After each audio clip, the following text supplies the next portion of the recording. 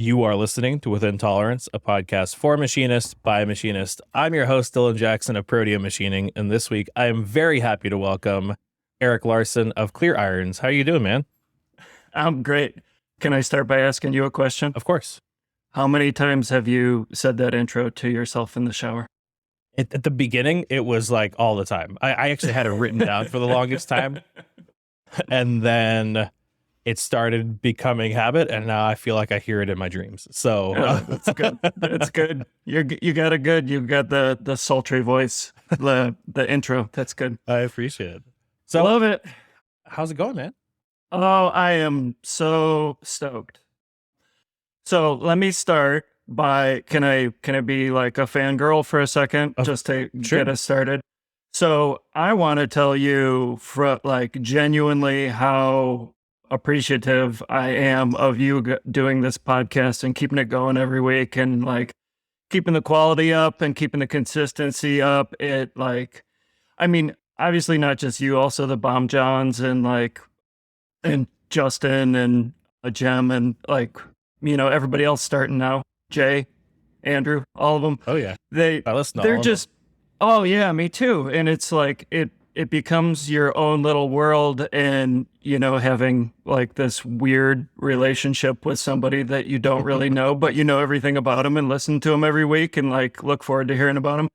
It's super rad. So from the bottom of my heart, I thank you for what you're doing. You're doing God's work. I know other people have said that before, but they're just blowing sunshine up your skirt. I really mean it. Well, thank you so much. It's a little ironic that you talk about consistency when I just missed the last 2 weeks. Sorry, everyone. But I do really, really appreciate it. And I have been wanting to get you on for so long, and things just haven't worked out where there's just a million people I talk to on Instagram, and then you'll pop up and I'll be like, oh, I need to send him a mic and talk to him. And then, I'll space it, of course. Sure. So I am so happy to get you on. Please tell us, for anybody who doesn't know, who you are, what you do, what is Clear Irons, all that stuff. Sure. So my name's Eric Larson. I run a small company in Chicago, in Chicago proper. We're about a mile west of Wrigley Field, so we're in the city. And Clear Irons is a small industrial design and prototyping shop. I guess technically we've been running since 2011. And yeah, so we do a majority of our work is prototyping, but the prototyping is supplementing the design work we do. So a lot of 3D modeling and SolidWorks, a lot of design work, and a lot of kind of art to part. So we'll, the business kind of matches my personality. It's a little spastic and all over the place. So we'll do sketches and, any concept sketches, clay models, cardboard models, quick weldments, sorry, Cam. And then kind of build everything out to prototype. So the prototypes we make are kind of given away to a couple big clients, or big for us, and just they become something that we don't take all the way to manufacture usually, but we can do some blueprint drawings if we need to, I guess. Very cool. So what came first? Because I was looking at your website before we started, and you've got all of those cool trays and all of that stuff. Like, was that first, and that's how you started down this route, or were you doing more just design work and then you kind of branched off into manufacturing? Got it. So I guess I'll start a little beforehand too. I went to college for industrial design and did a dual major, industrial design and metalsmithing. So, oh, cool. Where it was at the University of Illinois in Champaign. Very cool. So I think probably a lot of the people that you've had on are kind of trade oriented or manufacturing oriented. Like you went to tech school and started that from early on, but we all have similar roots working on cars. I had a bad habit of old Volkswagens for a long time when I was a kid. Oh, I'm sorry. Yeah, that's right. But in school, like the design school was kind of set up to be a research oriented, so we would do projects where like it was an art school foundation. So we would do basic sculpture, line work, figure drawing, that kind of stuff for your first year. And then you'd build up this kind of rudimentary portfolio, and then you would kind of class into certain majors as your sophomore year. So you would put together a little portfolio of your drawings and different stuff. And then I wanted to get into sculpture, but then a lot of the craft people, you'd go and tour the glass blowers or the sculpture, and you'd see these things that looked very cool and very appealing, but you'd be asking the seniors that were graduating what they were doing. They're like, I don't know. So it was like, that's only a little bit terrifying, I'm sure. Yeah, a little bit. But then you get into graphic design and industrial design, and those were kind of the hot ticket that everybody wanted to be into because people were doing internships, getting into jobs, and, kind of moving on with their lives, it seemed like. So it was kind of a program that was oriented to becoming a staff designer somewhere, and that's what I wanted to do going through college. I wanted to, work for Porsche Design or BMW Design Works or something like that. And then even graduating, I remember distinctly one of my good friends, Caesar, he was working at like a packaging design intern after school, and he worked there for like 3 months, but he was moonlighting doing tattoo shops or doing like tattoo parties on the weekends and making good money at it. And he quit the design internship and started tattooing full time and started his own shop. And I remember like when he did that, I was kind of like, oh, that's too bad. He couldn't make it as a designer, but now like my view on that's totally changed. He's killing it. He's got 2 shops, Lucky Cat Tat in Chicago. He's doing great, tattooing a bunch of NBA players and stuff like that, and kind of started his own tattooing course and whatever. So right. Well, I mean, anyway, college kind of puts that idea in your mind, though. Like, if you're not in the exact field you studied in, it's a failure. Absolutely. And it's like, no, you're just finding your way. Like, as long as you're doing something you love, that's what matters. Yes. It's funny, before you keep going. So I think it was in 6th or 7th grade, I had a project where a teacher was like, okay, you have to choose a profession, that one that you think you're going to go into, and write up a whole report and, find schools and find the requirements and all that stuff. And actually industrial design was what I chose. And so I wrote a whole long paper and was like, okay, I'm going to go to RISD and you know, all that stuff. And so it was really, it's funny to hear that that's how you found your way into manufacturing. Absolutely. RISD's badass, by the way. They've got a badass furniture program too. Yeah. I mean, at the time I knew nothing. I knew I wanted to design stuff, and I knew I wanted to make stuff, and industrial design kind of seemed to marry those things. And so I was like, I'll do the report on this. This sounds cool. That's crazy. I'd never heard of what industrial design was until I went to college, really.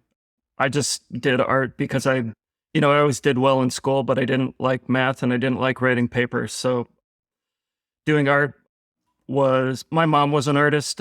She was a painter, and she was just good at everything, good at drawing, good at whatever. So she was always like, she's just a bit of a hoarder, and I have hoarding tendencies a little bit.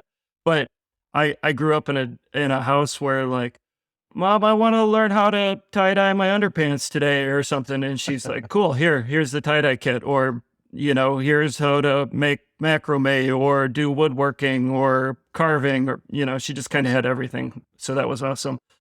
Also, besides that, like growing up in high school, I grew up in a really small town, kind of on just south of the Wisconsin-Illinois border, about 100 miles north of Chicago, in a little town called Pecatonica. So there was like 49 people in my graduating class in high school, and like 250 people in the whole high school. So like that kind of paints a picture of small town. During homecoming, we'd have a drive your tractor to work day for school, which, that's so amazing.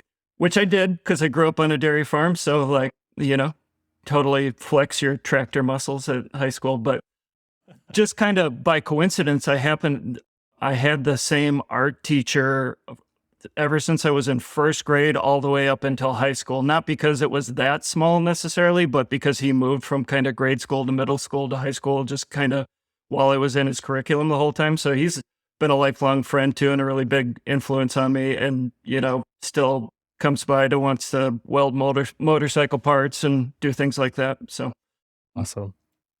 Yeah. So What was I talking about? I'm losing my... Oh, so how do you keep your train of thought on these things? It's crazy. I don't. I think people know that this is the off-topic, on-topic podcast. So we're doing all right. We're batting 100. Okay, cool.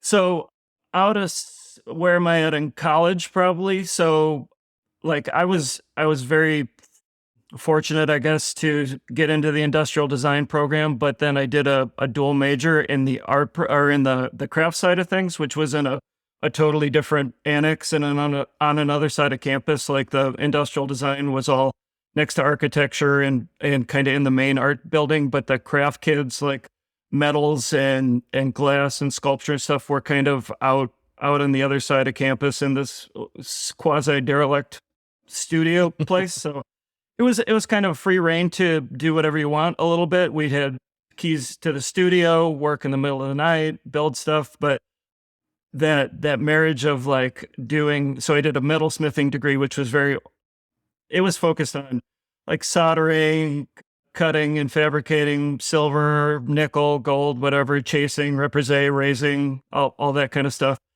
It was kind of a jewelry oriented program, and I didn't really like jewelry at all, but I really liked making small sculpture and objects, and then learning how to weld, and then teaching welding in school later in like the agricultural place that was next door in the same annex. And that, like, the working with your hands, that wasn't really part of the curriculum as much in the industrial design program. It was more like, here's an assignment, here, like, redesign a vacuum cleaner, but make it in Nike's brand language or something like that. So the project, you would do some sketches, you'd do some research, what you wanted to do with a vacuum cleaner, what Nike's core philosophy meant, what would you be influenced, and then you'd make this like super fucking shitty balsa foam thing. And that's the craft of it. We would like sculpt with a drum sander and be sitting there all night with rasp files and like just to make an object. And then we didn't really do CAD. Like we had a Rhino class in school, but then it was really just like making an object and presenting an object and showing it, and then having a critique and having your peers kind of tell you you're awesome or that you suck. So right. I think that's super valuable though. Like starting with the physical, you really get an idea of like what is actually possible. Yes. Versus like, oh, we started in Rhino and now I'm making things that no person on the planet can actually make. So yeah, that's awesome. And I kind of grew a deep loathing hatred for Rhino. but that was for no good reason besides I sucked at it and I didn't know what I was doing. So after school, I took a job at a little design firm out in the suburbs, and it was like mostly a mechanical engineering firm, but they had, I think there was a dozen people there, and like 10 of them were mechies and 2 of them were industrial designers. So everybody kind of did all the same stuff, but when it came time, we'd do the front end, like sketches and presentations and design briefs and stuff like that. And then I also got thrown out in the shop just because from building cars and working on stuff like, a grinder or Bridgeport or anything like that was totally fine with me. But that's where I started doing SolidWorks really heavy. I had no real 3D CAD experience before then, but then I was sitting next to a guy who, like, we were beta testing SolidWorks and doing stuff that probably people don't think SolidWorks does a lot of, like pretty hardcore surfacing and goofy sculpting shapes. We'd do all the flowing shapes for radio flyer wagons for a long time was a client, or like whatever grill and stuff like that. So this like process of sculpting, we'd use Castellane a lot. Have you ever heard of that? I haven't. What is that? So that's like, it'd be like the guys that do toys or some industrial design car or do similar clay. It's like a wax petroleum mix clay, I believe. I don't know the exact chemistry. You can buy it. A company called Chavant makes it.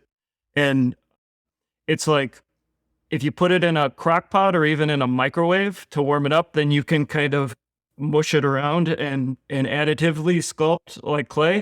but then as it comes down to room temperature, it'll get hard like wax. And then you can use, rasps and even sandpaper and alcohol to get a real fine finish on it. Oh, that's cool.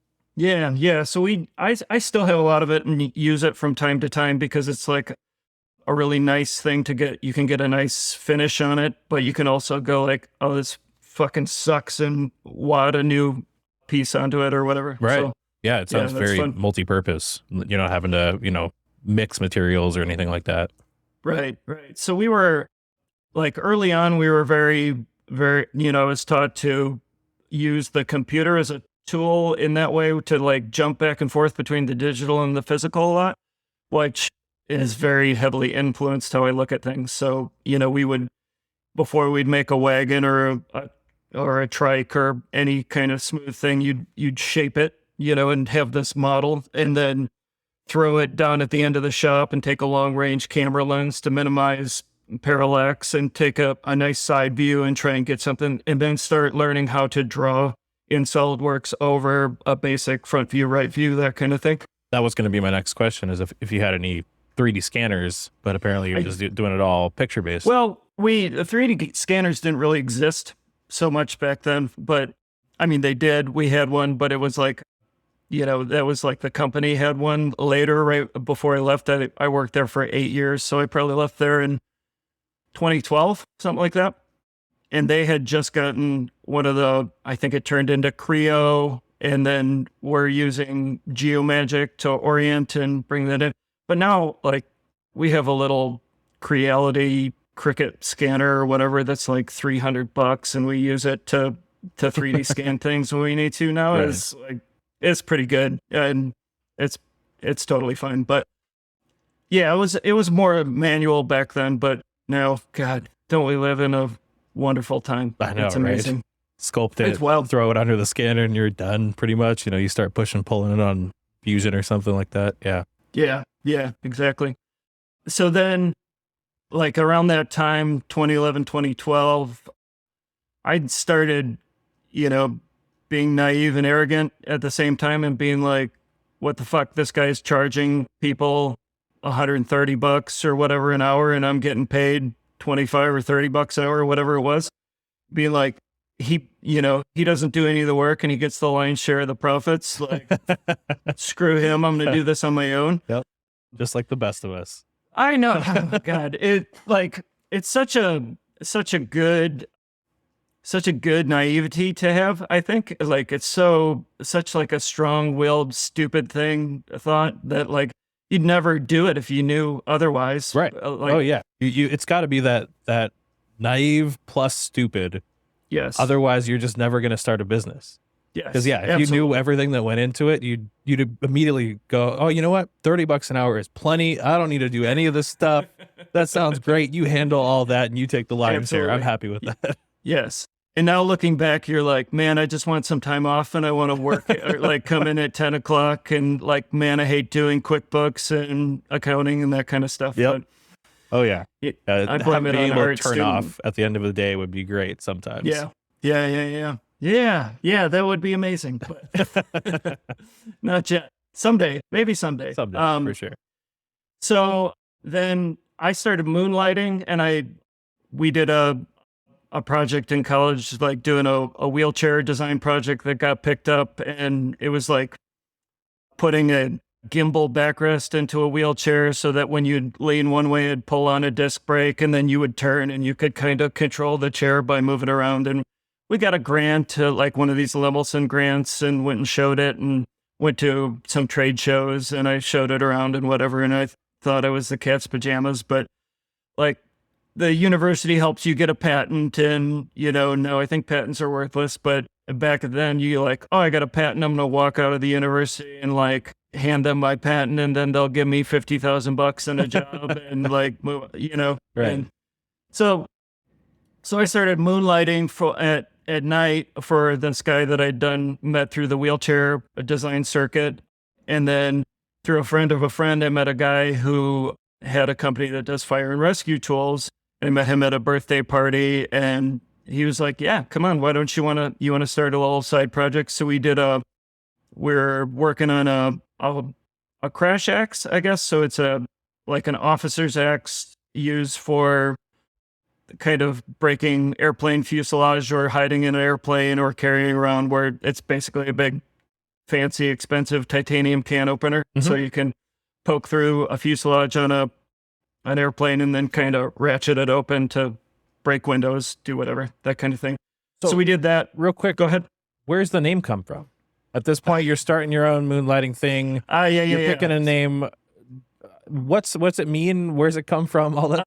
So Clear Irons is just Eric Larson mixed around, which okay, real freaking creative, huh, Eric? Hey, I like a good anagram, like anybody. Yeah. I mean, it was, yeah.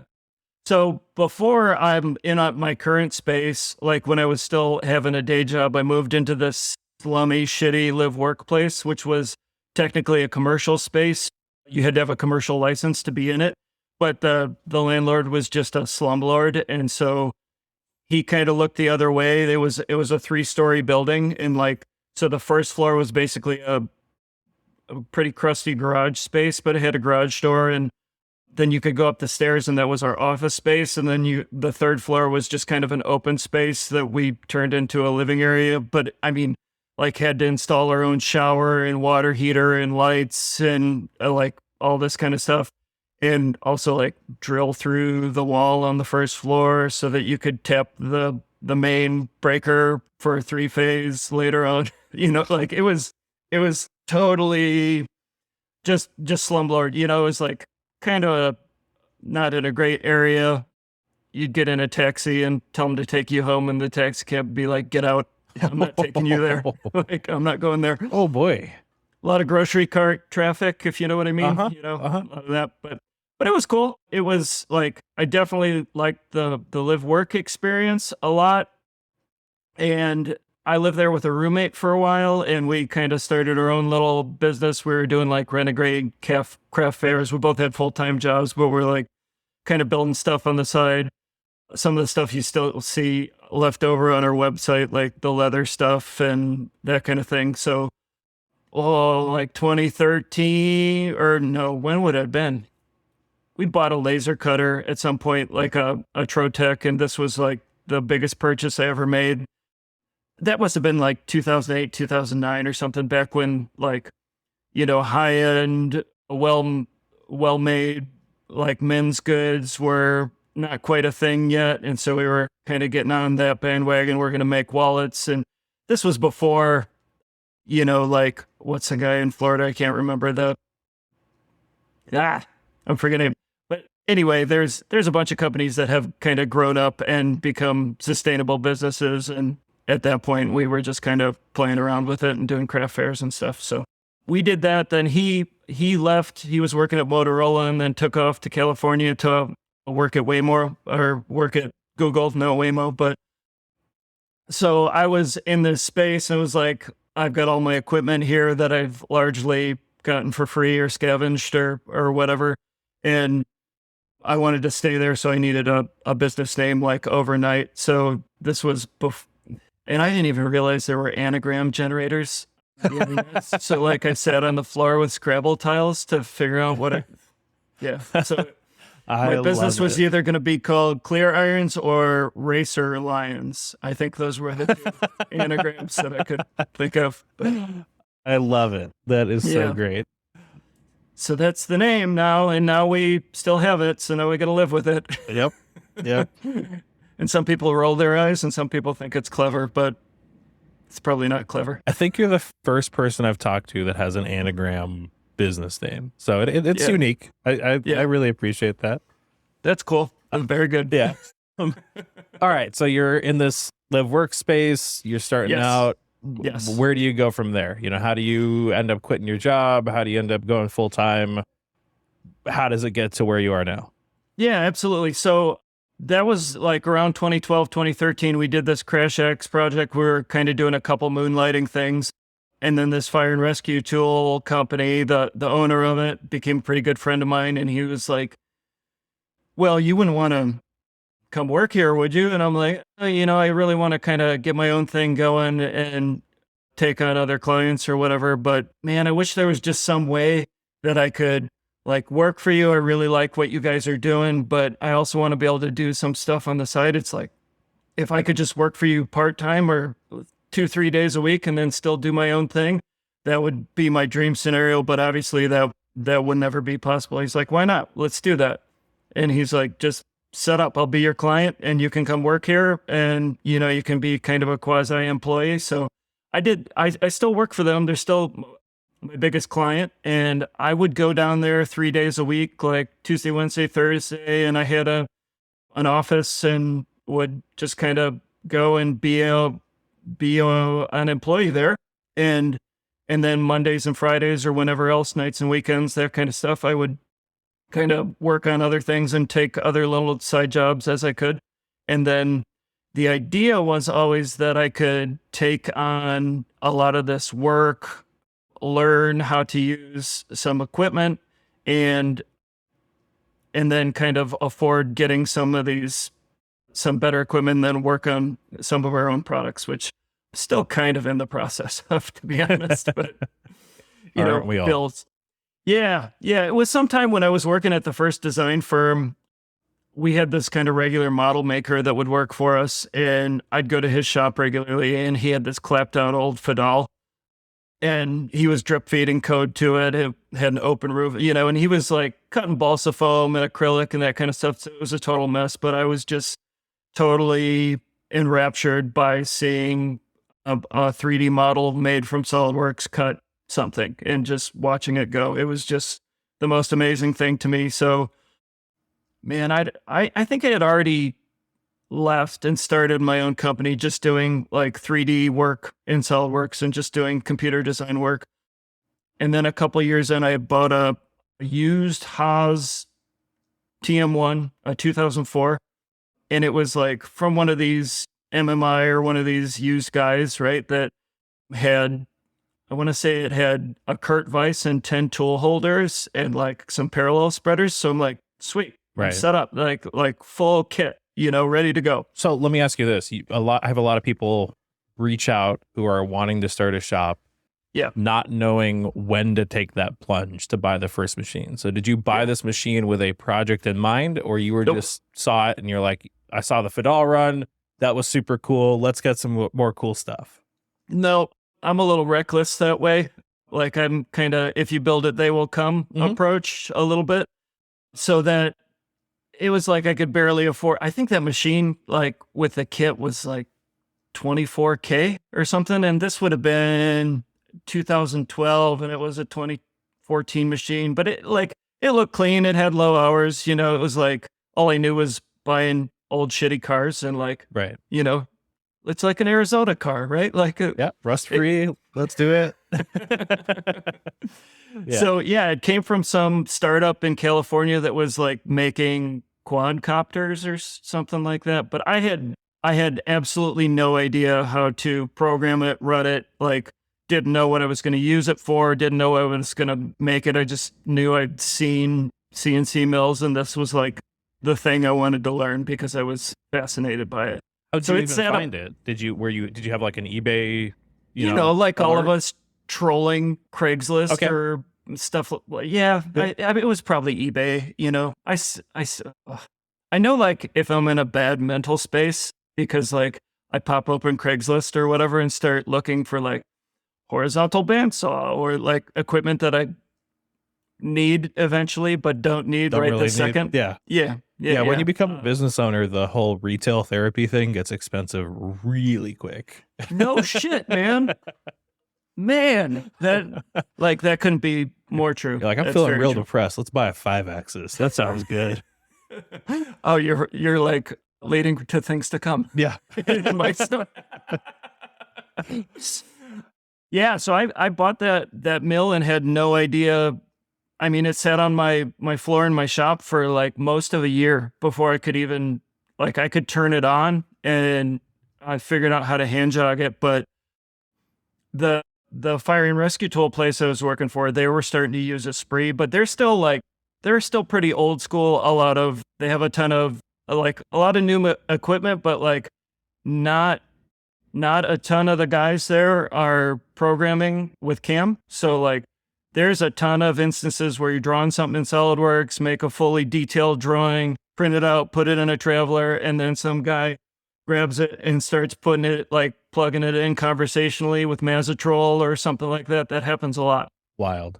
It's wild. Yeah. It's like, and like, I don't see that, they're moving away from that, but they still only have one main programmer that's like they have a bunch of big NTX or NX. What are the big Milturn Moris that do a 4-inch bar capacity? I think they're NXs. NX or NTX. Yeah. Something like that. Yeah. Yeah. But so they got Esprit to start programming when they got their first one of those. And I was like, well, if I'm going to work for these guys and try and kind of learn CNC on the side, I should start learning Esprit. And like, that was a total, like walking into a brick wall. There was no way. There's like nothing online. I could barely find a pirated license of it to even jack around with. So I was learning, or I was trying to find stuff in Esprit, and obviously, in 2012, 2013, there was nothing. There might be now. I don't know. Still feel like there's nothing. Kind of side tangent, but it's crazy to me that more companies don't understand that if they just threw all this training online, they would instantly get more users because people could see that they could use it. Like 100%. Hypermill, NX, like all this stuff. And there's I think there's more on NX than the other two that I've seen, because there's a bunch of like Indian channels where they're teaching you Hypermill, but it's just crazy to me that they don't understand. I mean, machine tool companies too, like Haas does such a good job of putting out all this training and stuff, and people buy Haas because they know they can start running it immediately. And Fusion puts out all this training stuff, and people jump into Fusion and start making stuff. And it's like, how do you not understand in 2024, almost 2025, that this is how it works?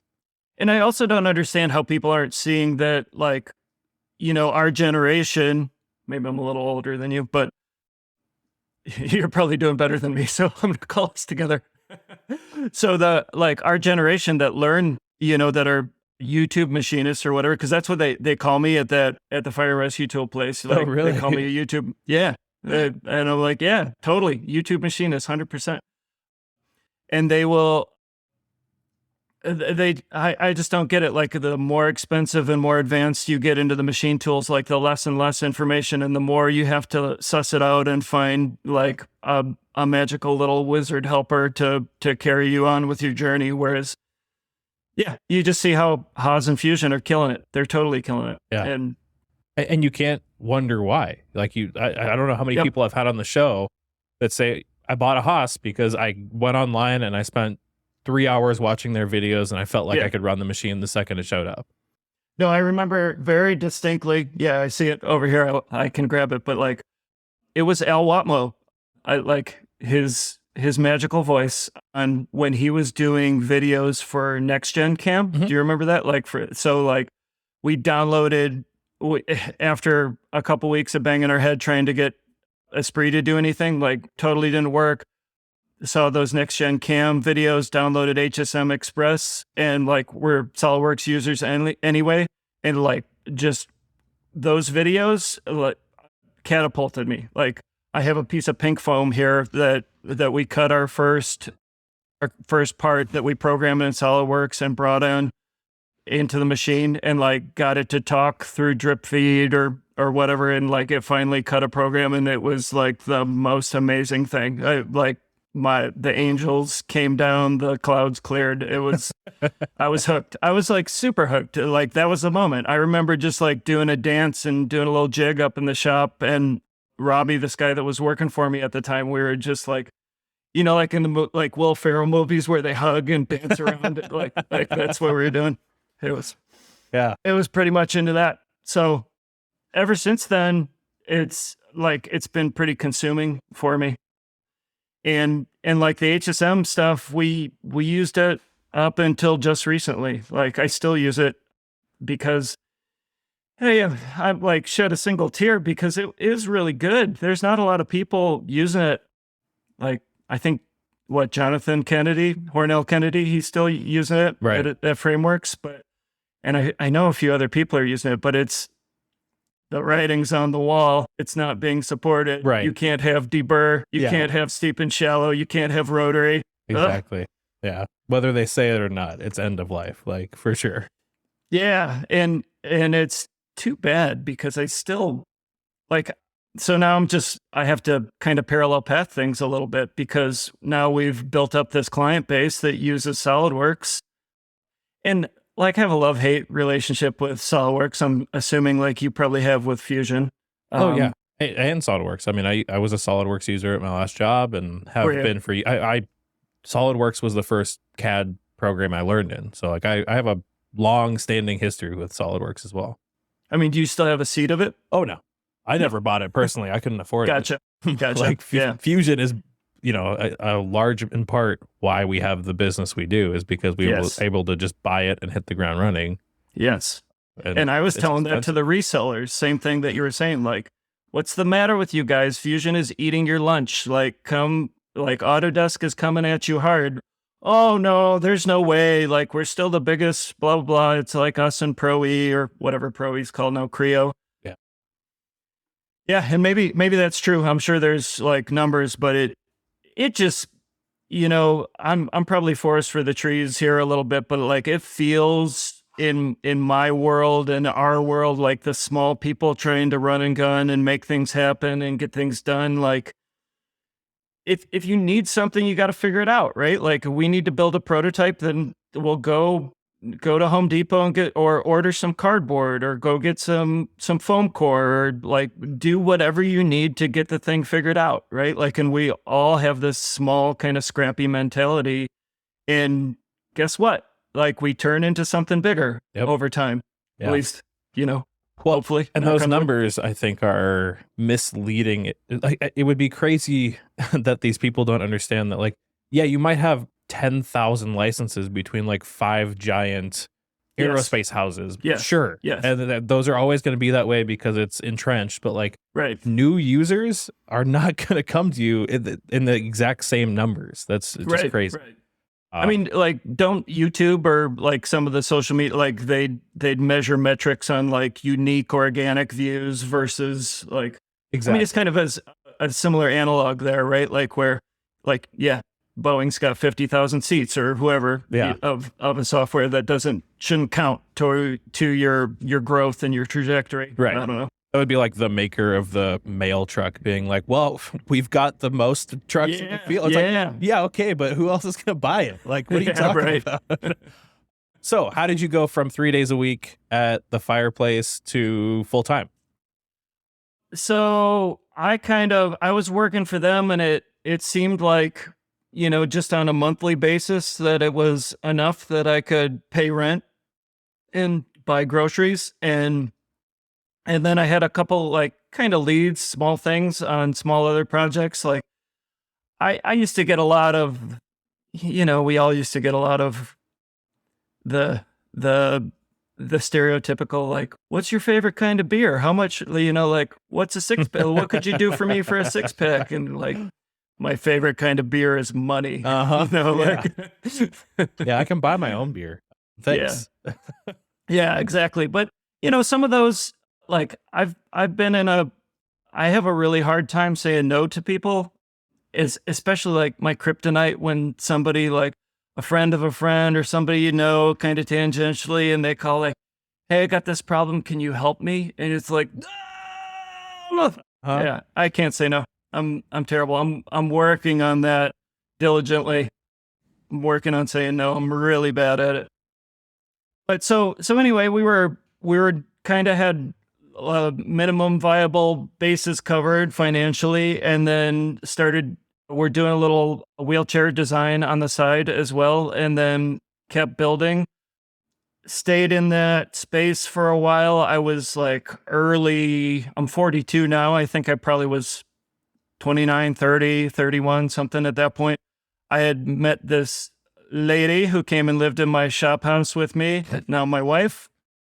But that's a good test right there. If she's willing to live in that, like, she was very adventurous, and that's really what had me appeal to her. Like on our first date, she came back to the shop, and I taught her how to TIG weld, and I was like, like heart bubbles after that. Like, that was totally cool. So, eventually she moved in with me at the shop house, and she had kind of she works in corporate America and has kind of a better financial head on her shoulders, doesn't have an art student background. So she was like, you need to like quit renting at this shithole and go find something to buy. Like, she had a house or a couple houses in an old apartment, was big into real estate. So we started looking for a shop, and this would have been 2007 or something. We started looking, and, like, in my budget, I was still looking in like needles and grocery carts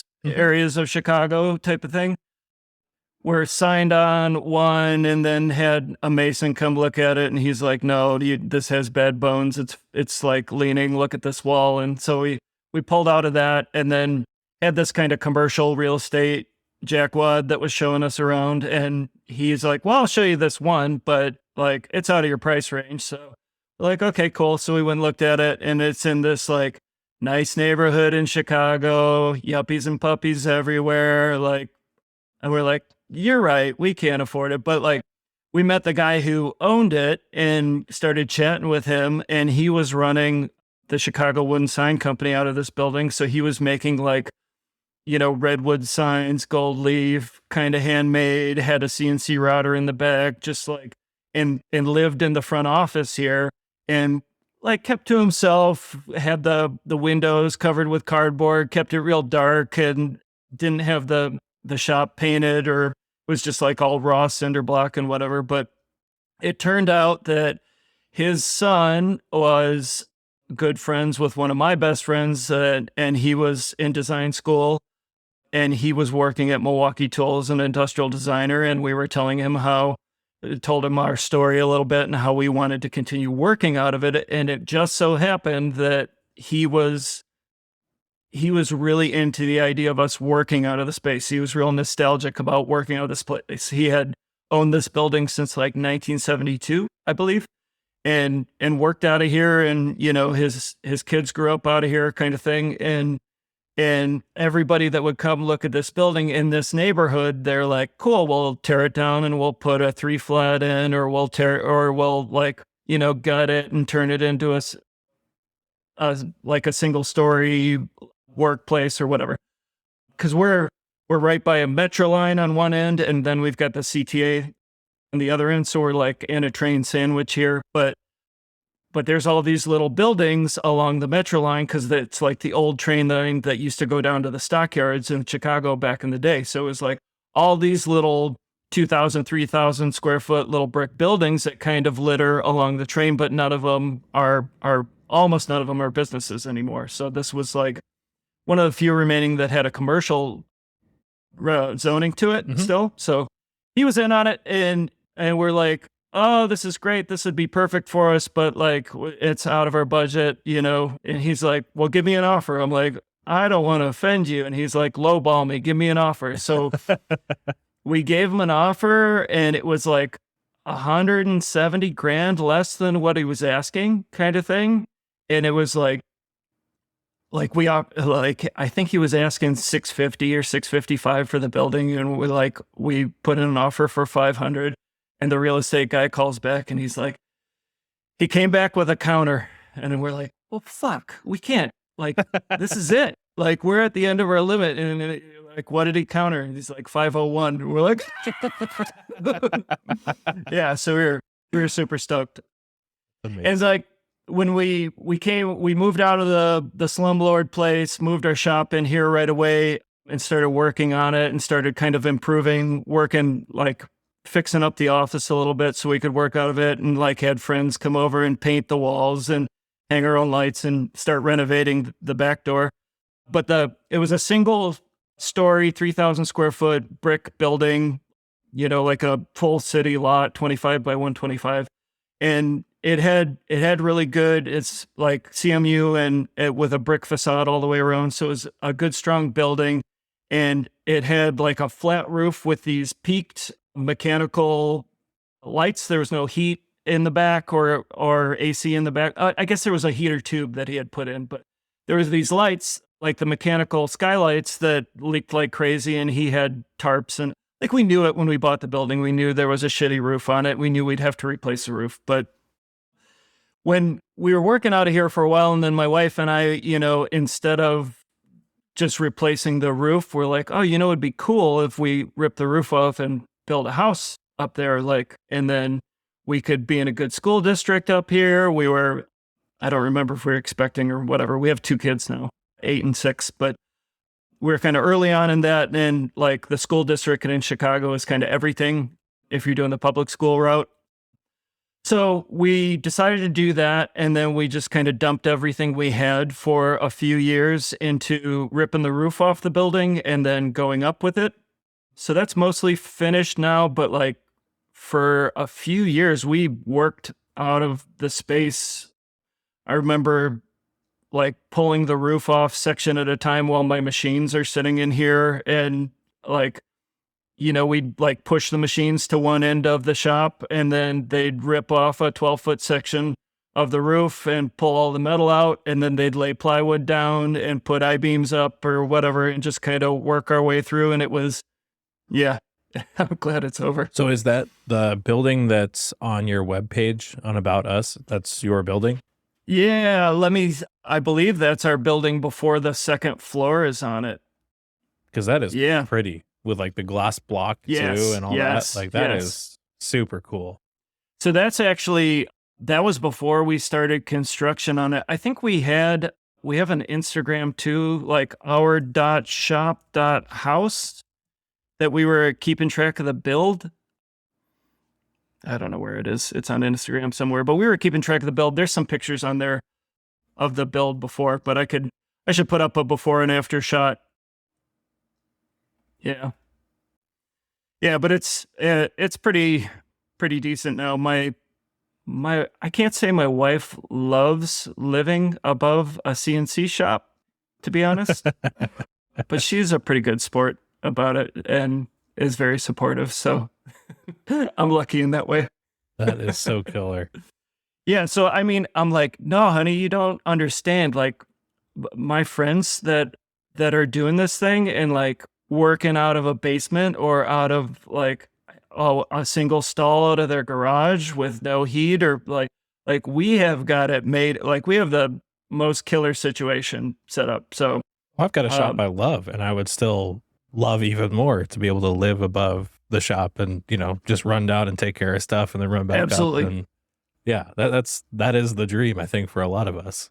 Yeah. I mean, obviously not without its distractions, like boy coming down in his pajamas and regardless of everyone knowing that I was trying to have some quiet time this morning, but whatever, you can't keep track of they're like little tornadoes, Right. So. Right. I mean, I think that ideally the work-life balance would be a separate place, but I think that none of us have that anyway. So like you might as well be convenient, especially if you have kids. Like it just makes a lot of sense. But you were just saying, was that like catching up on your pod? Oh man, like 40 minutes away to your new house, right? Yeah. Something like that. It's a little longer than I'd like. Yeah. And what were you before? Like 20 minutes? Yeah. About that. Yeah. Gotcha. But now I'm in a nicer side of town and much nicer and closer to both of our parents. And, gotcha, so there's definitely upsides. I think both my wife and I are incredibly happy where we are, but yeah, the commute kind of sucks now. Yeah. But I mean, it's like, it's a lifestyle change, right? Like, so now you have to make a very conscious decision when you leave work for the day, like, either I'm going to sweep up tonight or I'm going to sweep up in the morning. I'm definitely going to shut off the machines. I'm going to shut off the air compressor unless Brad's still there and whatever. Like, and then the benefit is like when you leave, you get this chunk of time to listen to a podcast, listen to music, listen to an audiobook or whatever, defrag for a little bit. And then when you get home, you can be like fully transitioned into a different mode. Yeah. Tucson traffic is something else. So I don't know that I come home in the best mind space all the time. I see. I followed a group of guys coming down on the way to work today, and it was road rage for like 5 miles or something like that. Like one guy cutting off the other guy continuously and flipping him off and brake checking him for 5 miles. And I'm like, just like fight or get out of the way. Like, yeah, like either crash into each other or like get over it. Yeah. Right. So that do you find that affects you? Like, does traffic affect you like that? Yeah. More just like the dangerous aspect. Like we've got a lot, especially this time of year, all the snowbirds come back to Tucson. Gotcha. And so we got a lot of old people. Like I get nearly hit constantly. And like Really? that kind of stuff really sets me off. Driving itself, I really enjoy. But yeah, like I think last week, twice on the way in, I had somebody pull into a left-hand turn lane, and then as I am almost parallel with them, try to swerve back into my lane because they realized they were doing the wrong thing. I'm like, cool, thanks. Let's not do that at 7 a.m. This would be really nice. Wow. Yeah. And do you like, is it to the point where you adjust your day for traffic? Yeah, I mean, I always have been kind of a late start person anyway, and so I try to get in a little bit later, so I miss the morning school traffic because I pass the U of A on the way in. Gotcha. And then, I mean, typically I leave past when rush hour is the worst anyway, just because like we very often work right up until the FedEx cutoff time, which is 6. Right. And so like the worst of traffic is like 3:30 to 5 here. Yeah. So I miss a lot of that on the way. Like I actually went home early last week at like 3:45. I was like, ugh, I should have stayed later. This is terrible. Oh, really? Yeah. Well, man, soon become an old man. Embrace it, because getting up super early and then like being angry all the time, that's the way to live. Well, I came in a little early today, and I was actually surprised at how nice the traffic was. So I might have to start doing that more often. Yeah. But it is nice to be able to adjust my schedule as I see fit. You know, if I've got stuff to do at home, come in at 10, come in at, whatever, and just work late. But yeah, it's been interesting getting used to the new commute. Because like last week, I was here till almost 3 a.m. on like a really hot job. Whoa. And it got to the point where I'm like, all right, if I do the math, like, should I just stay here all night? Like, should I just run and then like go home at noon tomorrow and sleep for the rest of the day? Because so, 40 minutes home, or I guess 30 minutes at 2 a.m. But like 30 minutes home, 30 minutes back. How much sleep am I really going to get? And I ended up doing that because my wife called me at like 2:30 and was like, you need to come home regardless of what you think. Like you need to be home for whatever you think, you're wrong. Yeah, I was like, all right, you're probably right. And you're an asshole, and you're in trouble. But come home anyway. Yeah, exactly. I'm mad at you, but you should be here. Like, oh, okay, cool. Fair. Fair. Do you guys have like a crash place in your new shop? We have a blow-up bed that I haven't inflated, but I probably should. Like, we've got a few extra offices still, so a blow-up bed's like too much commitment. Like you need something that's like less comfortable and less of a commitment, I think. Yeah, that's like a couch or a hammock or something. Yeah. All right. I like that idea. Yeah. I mean, I don't know. Like, I even like being able to go upstairs and lay on the couch. Like, I don't ever do that. I still want like, I'm thinking like a camping mat, I should have down here. Just like, you're like, it should suck if I have to be sleeping down here. Exactly. Because there's been times where I'm like, okay, I'm not going upstairs and going to bed until this part's done and I can turn off the machine. And like, I'll just lay on the concrete floor and like close my eyes and wait till I hear the machine stop humming next to me. But I guess that speaks to my lack of business planning. I don't know. It seems like the other guys doing podcasts, they're like, they go home on time, and I don't know. I probably go home on time 80% of the time, and then the 20% really sucks. Yeah, it is like a 2 or 3 a.m. But those are few and far between as of late, which is nice. Gotcha. Yeah, usually I'm like, I'll always go so we have a nanny that picks up the kids from school, and then she'll work till 6:30, and so I'll go up at 6:30 and make sure the kids are set, and they're usually burning down some cartoons for 20 minutes then. But oftentimes when I go up there, the machines are still on or stuff's not totally shut down. So we'll get them ready for bed, get them down, and then go walk the dog one more time at night and shut things down kind of thing. So, nice. I mean, that's a nice luxury though, too. Yeah. So you were building the second story. You just bought a new place. Yep. How did you end up with the machinery you have? Because I would imagine that's a giant time and money suck, and you still obviously were succeeding enough to buy some more machinery. Talk us about that. Succeeding or being more comfortable with crippling debt, either one. They feel like one and the same sometimes. Right. I remember, I think you were interviewing Joe Roggenbuck. Yeah. From Cobra. Yeah. And he said something that sticks with me. Like, it's like, nobody knows, like, when you get a new machine, they just think you're successful, whether you're mortgaging your kidneys or whatever. Like, yeah, I think that's interesting. I also find it a little fascinating how, and I understand why it is, but I think it's kind of interesting how cryptic people are about, like, their business and money, and like your burn rate for the month. That, you get little tidbits of this from the podcasts and people, but I'm sure you have people that you talk to about that, right? Like, you and Brad obviously talk about money, and I'm sure you have close friends that you talk to about, like. Yeah, and I think, I mean, for me, I would say that, like, a lot of it, I think, comes from a little bit of shame of, like, you talk about burn rate. I'm like, well, shit, I don't have a number that I could just give you off the top of my head in burn rate. Like, I think I know what it is. But you don't? No. I got a burn rate. Like, that's not I got a nut. I mean, I have, like, a rough idea, but, like, I think that, like, a lot of it, like, I don't know my numbers as well as I should. And I think a lot of people who listen to this and a lot of people who have been on it, like, none of us are business people. We weren't business people that started shops. We were artists and college dropouts that started a shop and thought we could do better than our bosses. And so, like, I'm doing the best I can, but, like, definitely when people start talking about, like, business terms, not even burn rate, but, like, all the other things, I'm like, man, I have got a rough idea. I know I don't know my numbers as well as I should. Definitely not enough to share publicly. Right. I would love to know more of that, and I have done a better job, I think, in the last couple of years of knowing real numbers about our business. But I would say that that's, I think, part of the reason there's not more transparency out there is that I would bet that a lot of people are just very, very unhappy with their level of knowledge on their own business.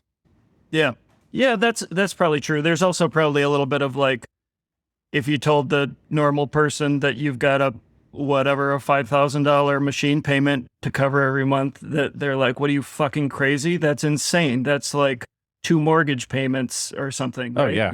I love playing the game with my wife of, like, what do you think this costs? Show her, like, an end mill or a thread mill or a piece of material. And she's like, I don't know, $50. And I'm like, add a 0 and you might be right.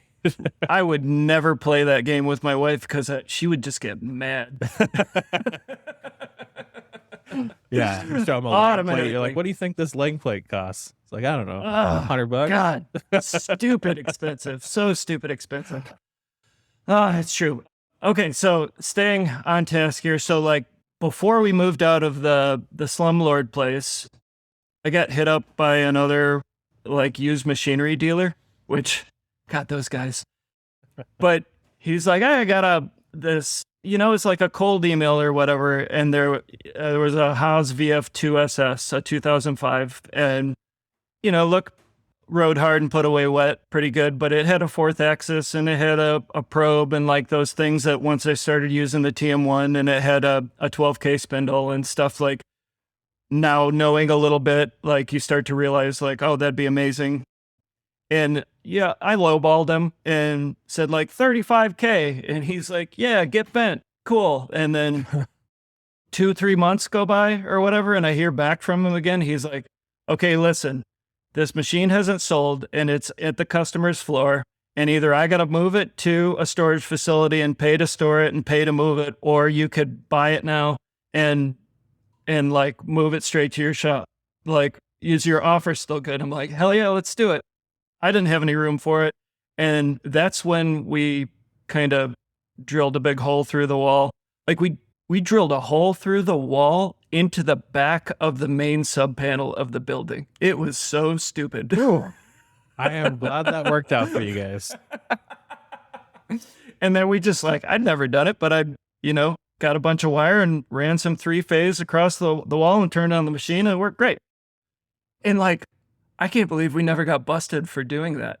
Like, you'd have to know. There was just like, there was an extra breaker. Well, I don't know. Maybe there's no conduit that was going to it. It was just like tapped into the back of the box and run into the breaker there. So maybe you just wouldn't know. Right. But that was the only 3-phase in the building. So we had to make it work. Yep. So we ran that for a while. That machine was wonderful. So then we had those two. We moved everything to the new shop. And then I got this client in, I want to say 2009. And the reason that I've listened to every single one of your podcasts since number 1, I started listening after your first podcast went out. Like when I was like one of your first 4 listeners. And it wasn't because I was searching out machining podcasts. It was because I was hawking and like looking for competitive hate towards Peyton. Peyton's a good guy. I've met him, but in 2009 I picked up a client that I still work for. We work for Citizen Brick. It's a aftermarket Lego company. Okay. And I'll just say they do everything better than everybody else without putting too much shade out into that community. But I've got a pretty exclusive relationship with Joe there, and where it works really well. I found him. His photographer guy was up the road. They had a studio walking distance from our shop, and then they had a little Tormach that they were running aluminum molds with. And it was kind of started out like, hey, can you come and show me how to use this thing? The guy that was running it left. And then eventually was like, it'd be better if we just ran these on the Haas. And then we started running them on the Haas, and then eventually sold his Tormach, and now we're doing more and more of his molds. So now we're kind of set up to be his like satellite 3D arm. So when your son said that he does Lego stuff. Yeah, he's for real. That's cool. Yeah. We got, like, you can probably see all the Lego boxes of plastic pellets behind us and stuff. But yeah, so we do kind of the 3D arm of that, where Joe and he'll have some stupid idea and, like, I want to be the U.S.'s largest toy bong manufacturer. And we're like, sweet, let's do that. So yeah, we make, like, he does like very tongue-in-cheek, very fun. And he's very good at like having a dry sense of humor. And he was a printmaker at the School of the Art Institute. So he's like super good. He does all the 2D and all the pad printing that goes on Legos the same way that Lego pad prints, and they use the same inks, and they're, kind of doing it the hard way, but doing it the way that Lego does it. And then we're just trying to build up the molding and 3D modeling stuff pretty hard. And that's a lot of fun too. Like, that's especially having the kids, like, God, we just got piles of Legos that he comes down and plays with and builds goofy stuff. But yeah, we're making like twin heads and, knives and dicks and bongs and guns and like anything that Lego doesn't do. The reason that aftermarket community, it's very small. There's probably a couple dozen players there, but the reason it exists is because, as I understand, Lego is the largest toy company by revenue in the world, but they're still owned by the trust of a very conservative Danish family. Mm-hmm. So they're outspoken about, like, we won't do any gun, sex, drugs, violence, anything. So it opens up this like little aftermarket chasm. Right. And there's a few people that are just making aftermarket stuff for Legos, and there's a ton of interest in it. And it's phenomenal to see, like, I think more adults buy Lego now than kids do, or like per capita or by revenue. I don't know. But and don't they like make the most tires in the world? Yes. Like the statistics are just insane. Yes. Everything. And as a mold maker, they're like, the stuff they're doing with like co-molding of different materials, like TPEs and ABS, and like their hair models, and like overmolding hair into hats and stuff. It's insane. They're like definitely something I'm working towards. Yeah. Well, like, isn't the quoted, it's like the failure rate of their molds is like 1 in a million too, or something like that? Yes. And like there's this giant factory molding parts and there's like one janitor working there. Kind of thing. It's totally automated. Talk about process reliability and man, automation. Jeez. Yeah, I'd love to talk to somebody at some point from Lego, because I know they had also moved. I don't remember how recently it was, but like moved where their runners were for the molds. So like it went from, I think, one of the seam edges to now it's on one of the dots on the Lego. So like one of them that won't actually say Lego, it'll be interrupted because of the. Yeah.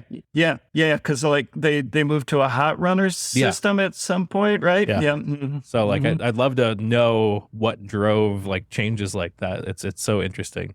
But they're very close-lipped about it. The technical stuff, and I'm so we have to kind of learn all this stuff on our own, which is fun because I don't know anything about making injection molds, or I didn't.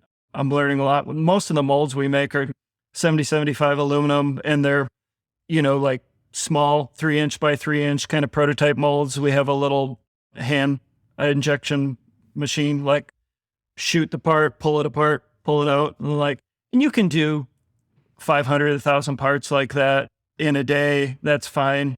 But we're trying to work on building more automated systems and getting more into that. So like to go back to the storyline, I guess when we were here and we got Citizen Brick as a client, we started working for them more and more. It got to the point I was actually looking at buying a machine specifically for them, because most of those molds are finished with a 20 thou ball end mill, and they're, the cycle time's enormous. Like having a 20-hour run on a mold with we were running them on the TM1 sometimes with a 4K spindle, but you unlock it to be 6K, right? So it'd be running forever. Then we'd put them on the VF2, the 2005 with a 12K spindle. And then I was looking at buying one of those office mills, like a CM1 or an OM1 or whatever they're called. But those things are hella pricey when I was looking at them. They went like 80, 90 grand for those damn things, you know? And if you were only doing super tiny little stuff, that'd be fine. Or if you were in an office space or something like that. But I decided to get another VF2 SS, and again, went the used route. And do you remember Eric McGray from Avant Manufacturing? Sure do. Sure. So he was downsizing in Portland area, I think, and it was going to work for the auto place out in Indianapolis. And he had the UMC 750 and he had this VF2. And so I bought his VF2 SS off of him because it had a 15K spindle. It had the HRC fourth axis on it, the roller bearing one or whatever. And he had a bunch of Lang plates on the table. So it was like, kind of lusting after Lang for a long time, and made a lot of sense. It was used. So that we bought that, moved it in, and that became our injection mold Lego machine. And, we would mostly do prototypes on the 2005 VF2, and then keep most of the small tools. And that's a 2015 VF2 SS. And then we keep doing more and more stuff with him. And at some point you reach limit, like a VF2 SS is not a mold machine, right? And you start to see snail trails in some of the tool paths. And these are like a lot of the prototype molds. We're not polishing them. We're not coming back and cleaning up tool paths. So you want everything to be just like precise right off. And at least as plastic will pick up a lot when you go to mold it in a cavity. Oh man, it's stupid. And I don't know what I don't know. So I'm just trying to figure it out. But as we were doing more and more work for him, and lusting after 5-axis machines, we started looking for we should upgrade one of these mills eventually, like the old VF2, and get rid of the TM1. The TM1 sat for years. We barely ever used it because it was just a pain in the butt. Didn't have a probe, 6,000 spindle, and it would make a mess. Every time you'd use it, you would have to sweep up after and whatever. So we started looking at mold machines and start kitting out a VM3 or something like that. And you're like, damn, by the time you put some options on a VM3, you're at 180, 200 grand. Oh, yeah. You know, like that's insane. I'm like, you got to start looking at some other, like, there's got to be other brands that have some options at that point too. So, I kind of had locked in, like, again, back to the thing where higher end brands, they just fucking put your shit online, people. Like, put your prices online, put your options online. Come on. Like, this is why Haas is killing it. Like, why they're selling so many machines. It's so easy. But, regardless of that, I found an Okuma. I was looking at a Genos M560 and thinking that would be a good thing. And they put the pricing, like the base pricing at least, on their website. So I'm like, what the hell? Fill out an online sheet and then get a call from a sales guy and do the thing. And they're in Elgin, a suburb outside, like an hour away from here. And so you go out and like do the thing, right? You go, oh, I'm interested in this, just looking, not really kicking tires kind of thing. And you have to talk to a guy. And those guys were just like so nice. They were just cool about everything. I got like at IMTS, you talk to somebody, and if they smell you wrong, they see you're wearing a hoodie or something and you don't like look like you got money, then they'll ignore you kind of thing. But it seems like of the higher, like Brother, the Yamazin guys are very cool.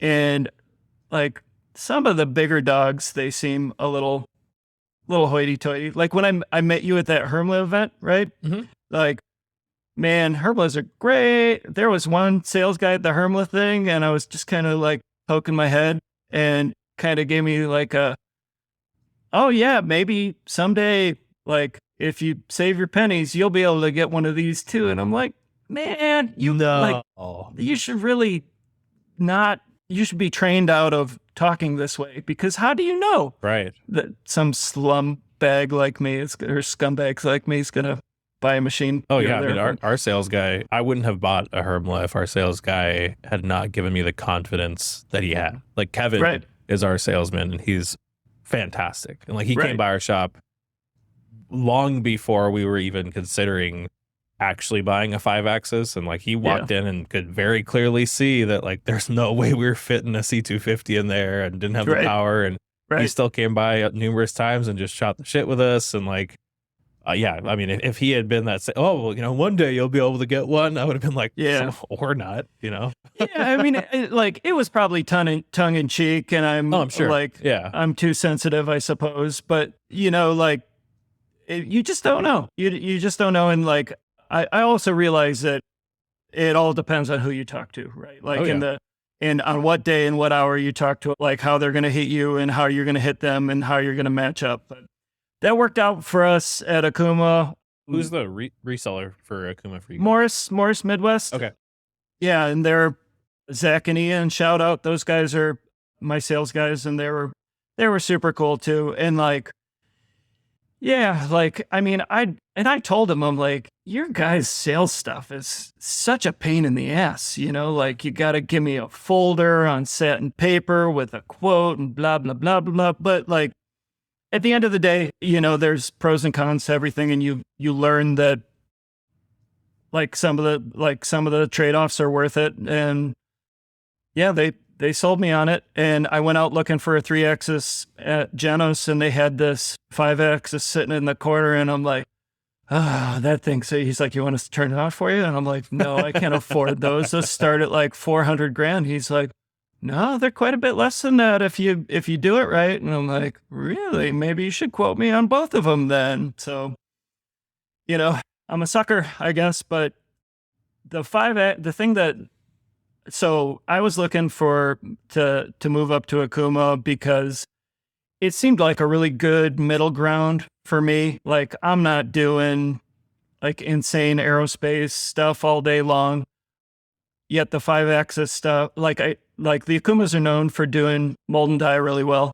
Oh, yeah. And for just being tanks, and their lathes and their 3-axis mills are really well known. But like their 5-axis mills are not super out there, like not a lot of people bring them up. Like they go straight from like a UMC Haas to a Hermla, and then Grobe or Kern or something like that, and talk real highly of it. But like Man, the Okuma seems like a really good, like high-end middle ground to me. I don't know. I love that they make everything on the machine too. Like the drives they make, the you know, everything, the servos, like it's all Okuma, and I really respect that. Yes, absolutely. And their front to like their support and their install and everything, like I have not felt like getting walked on a red carpet more than going through that experience, like trying to help you out, get everything going. And like, so what we're doing kind of is we bought this 5-axis to use as a mold, like use the accuracy as a mold machine and be able to make injection molds with it. But obviously as soon as you have a 5-axis at your fingertips, like you're like, oh, of course, everything should be a 5-axis machine. Like, why would you ever do anything else? This is stupid. Well, so let's get into some of the questions because we have a few about the 5-axis. Yeah, bring it on. Ethan, who was out at your shop. He's a wizard. He's a goddamn wizard. He said, let's hear about all things M460V 5-axis and learning to program your first 5-axis. Has Cricket learned to program yet? And how do you coordinate your finishing passes with the schedule of the trains that run directly over your shop? Okay, so that was IMTS this year, right? And obviously, you know Ethan very well. He was your very first intern. Yes. And like, for real, that guy is a goddamn wizard. Like, it annoys me that he's half my age and as good as he is at what he does. And also like his attention to detail and his like psychopath tendencies. Like I could see like some people seeing that as being like off-putting or arrogant or something like that. But like, I love that shit. Like I aspire to be more or less scatterbrained than I am. And he seems to be very good when he needs to be. Like he's also very chill about like when shit's all fucked up, like he'll just roll with it. He's okay, well, let's play the ball as it lies kind of thing. Yeah, he would be incredibly easy to be mad at because he's so skilled if he wasn't so nice and so chill about it. Absolutely. 100% agree. So at IMTS, he had reached out to me a couple weeks before IMTS when I had posted we got the new Okuma, and he was just like, hey, you know, I'm really into Okuma 5-axis, so if there's anything I can help you with, just holler at me, let me know. And I'm like, oh, yeah, that'd be amazing. I don't know anything. And then we kind of made a plan, and he's like, yeah, I'll come out to your shop for a night after IMTS one night. It sounded like he was kind of making the rounds, going to all kinds of different local people's shops, which was cool. And then he ended up, like, he was kind of the handhold that I needed to get into this machine, because when we started, like I'd used only HSM Works up to this point. We'd had Fusion forever, but had never really programmed to run any parts in Fusion. So my other good friend, Brian Kippen from CAD Models, he was like, quit being a freaking baby and like rip the Band-Aid off. And when you get the new machine, don't even think about trying to make a post for it with HSM Works. Just go straight to Fusion and shut the hell up and go. So, like, usually Brian gives me advice and I just ignore it and do the other thing and then, you know, fall on my face and then come back later and go like, oh, you were right. But this time I decided to listen to him, but I didn't know anything about it. And having Ethan come out, he helped me a lot with the post. I got a post from Nick at Genuine Sub in St. Louis. He has the same M460 5-axis machine. And man, like, this community, like, I know people say it, but like, I'm just blown away all the time. It's like it's really good. Yeah. It's really like, it's nice to be able to just reach out to somebody out of the blue. And like, I wouldn't even have social media anymore if it wasn't for the Instant Machinist people. 'Cause like, you see, like, there's a tier of all these people. There's people that have jobs that work in a corporate environment, super high end, shop owners, been doing it forever, you know, like the Robin Renzettis and those, and then guys that are below you. And like, everybody that's above you that you reach out to are so kind that like you can't help but want to pay it forward if anybody reaches out to you. It's just like, I don't know. Yeah. Well, I love it's like the antithesis of the gatekeeping. Practical machinist.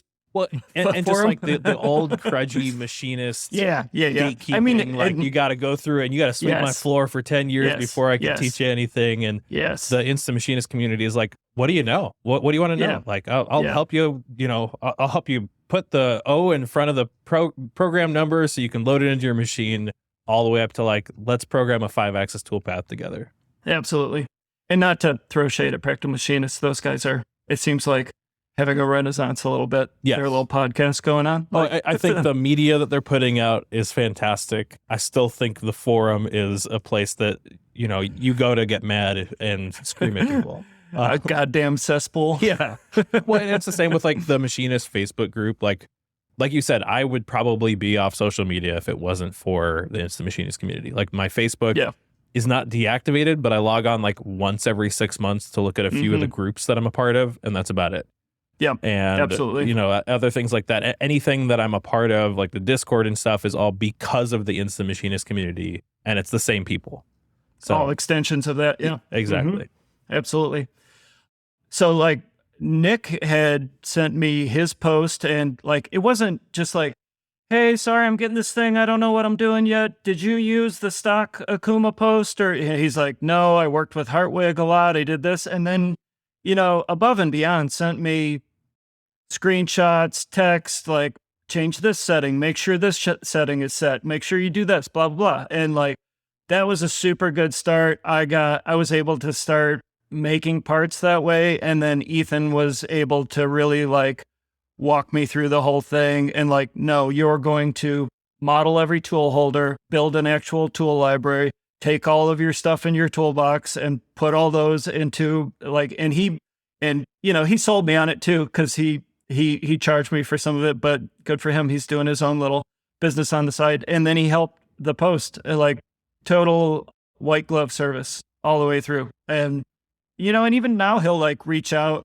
hey, everything going okay? Just, checking in, make sure you don't need any help or whatever. And so that's awesome. It's super good. Man, I am going to destroy that machine. I'll be honest with you. Well, okay, so, you brought it up. In that vein, tell me, how do you break a window on a M460? Quickly, I guess, right? Like a month in. Is it too sore a subject, or? No, that ties into exactly like, I'd never used slitting saws before, and I'm like cutting some parts with a slitting saw, and I'm like, hey, Brian, look at these. Brian at CAD Models. I'm like, oh, aren't slitting saws amazing? He's like, no, you're an idiot. Use a key seat cutter whenever you can. I'm like, no, whatever. These slitting saws are amazing. And I was making these like little bearing race looking parts, and the slitting saw worked perfectly. Like, pry it off with a screwdriver, like perfect finish, and then like run a whirly bird around it, take the tiniest little edge off of it, and like the part's done. And I was so happy. So like, my tendency is once you find something that works, you use it everywhere. Yep. Like you and Zep were talking about a couple weeks ago. Yep. Like just slitting saw everything. So then I'm tabbing a part off with a slitting saw, and it's like kind of a block, right? And so I'm like, okay, well, at least but I don't need the bottom, bumping the mic. I don't need the bottom side at all. So I'm just like cutting this big wide tab that I'll use to bandsaw off and then sand flat, right? But, you're cutting the part, and then it's like, you can hear like when a slitting saw is working, it's silent and it's magical, right? Like, and then you hear it start going like, rap, rap, rap, rap, rap, rap, and like chirping a little bit, and you're like, man, is this out? Like, is something out? And then it goes like, and it crunches, right? And you're like, well, it must have gotten like dull or something after four parts, right? Like, no, something like I'm working outside of its parameters, but instead of like being smart and doing a second operation and just cutting the backside off, I'm like, well, let's try it again. Oh no. So I cut another part and I do the second one, and this one, when it fails, it doesn't fail as soft, and then half the slitting saw just goes and right into the window and pop. And so I was Sorry. Oh, it's all good. You know, like I kind of wasn't even mad because you're like, oh, I was being dumb. Was this is obviously a carbide slitting saw? Yeah. Was this aluminum? Nope, this was 4140. Oh, okay. Yeah. And the reason why I was so like this works so well is because I was cutting these little 440C stainless parts off with, and it worked just so well in like 3 different parts. But then, you know, I don't know. Like I haven't dug into it too much. Then I haven't like written them off my list, but I'm going to be much more careful.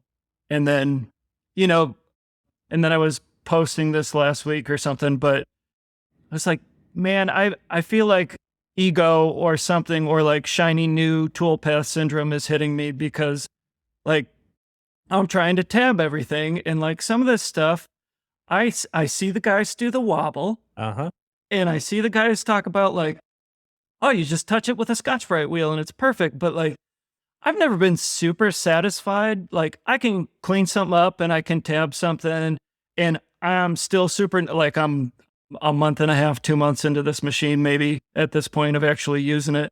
And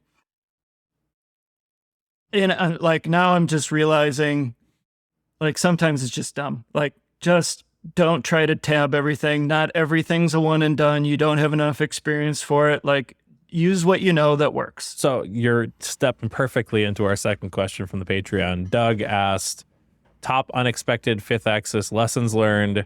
And then for both of us, what are the deciding factors to go one and done versus second op on a 5th axis job? Well, this was a question I was asking. Like, well, it's starting from the back end. The one and done thing is still a big question mark to me because like it's so appealing to not have to do any kind of work holding, right? Because I've got some centering vices. Like I have 3 or 4 setups that are my go-tos. And you just want that to be done. You want, like, it becomes so appealing if you're going to have a repeat job or have it come back in a month. You know, a lot of these things, like, well, maybe you do. Like, you'll make a part and then will you have to make it again in 2 months with a slight revision? Very, very rarely. Okay. I have a repeat job in my shop right now, and it feels strange to have repeat work. Like it feels like too easy to do it that way? Well, I'm still changing things because like because I'm only doing one of something very often, there's always ways after that one part. And usually I make 2 of them if I have to make one. But even after 2, it's like, oh, I could have done that better. Oh, I could have done this better. And so even now I'm still changing things, but it's just weird to be working on the same part and to not have to like reinvent the wheel again. Does that feel limiting to you? Like when you're doing a prototype shop, like a quick turn like yours, that you never really get to like sink your teeth into anything totally?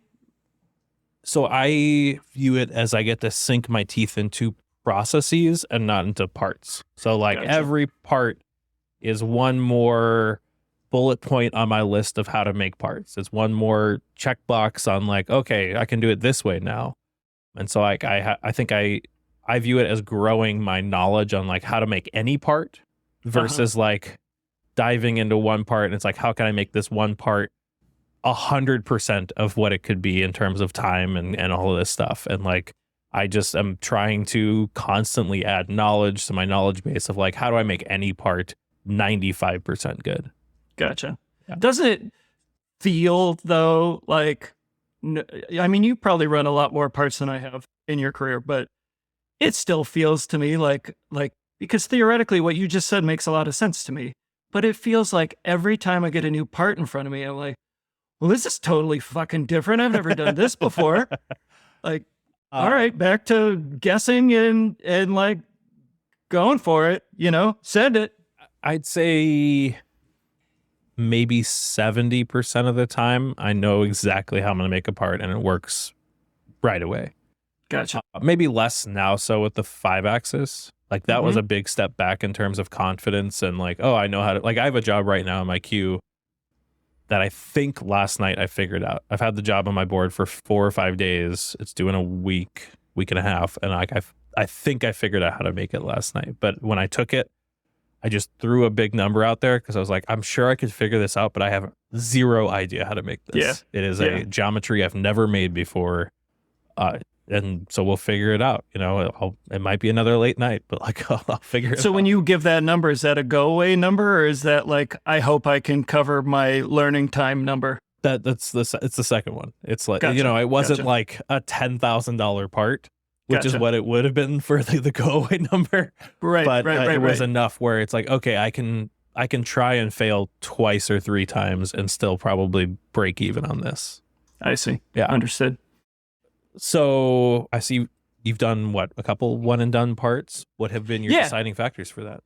Yeah, I'm figuring that out. So I'm making these fridge parts right now for my friend Pete, he's like spooling up a business making antique fridges, and instead of restoring them, he's like making all the parts from scratch. So we're kind of collabing with him and making the old latches and the hinges and the emblems and stuff like that. So that's cool. It's like a resto mod fridge. Oh, it's super cool. And he's an amazingly talented painter. He does like the candy flake and the doily, does awesome work. So he's just like, he's struggling to get off the ground, like to raise capital and make this happen, get in front of people. But so that's a fun project because it's not like, there's no kind of corporate overhead to it. It's just like, we're going to figure this out together type of thing. Mm-hmm. And that's been fun. But I think my takeaway there's been like 3 or 4 parts that I'm working on, and just aluminum parts there and fairly simple.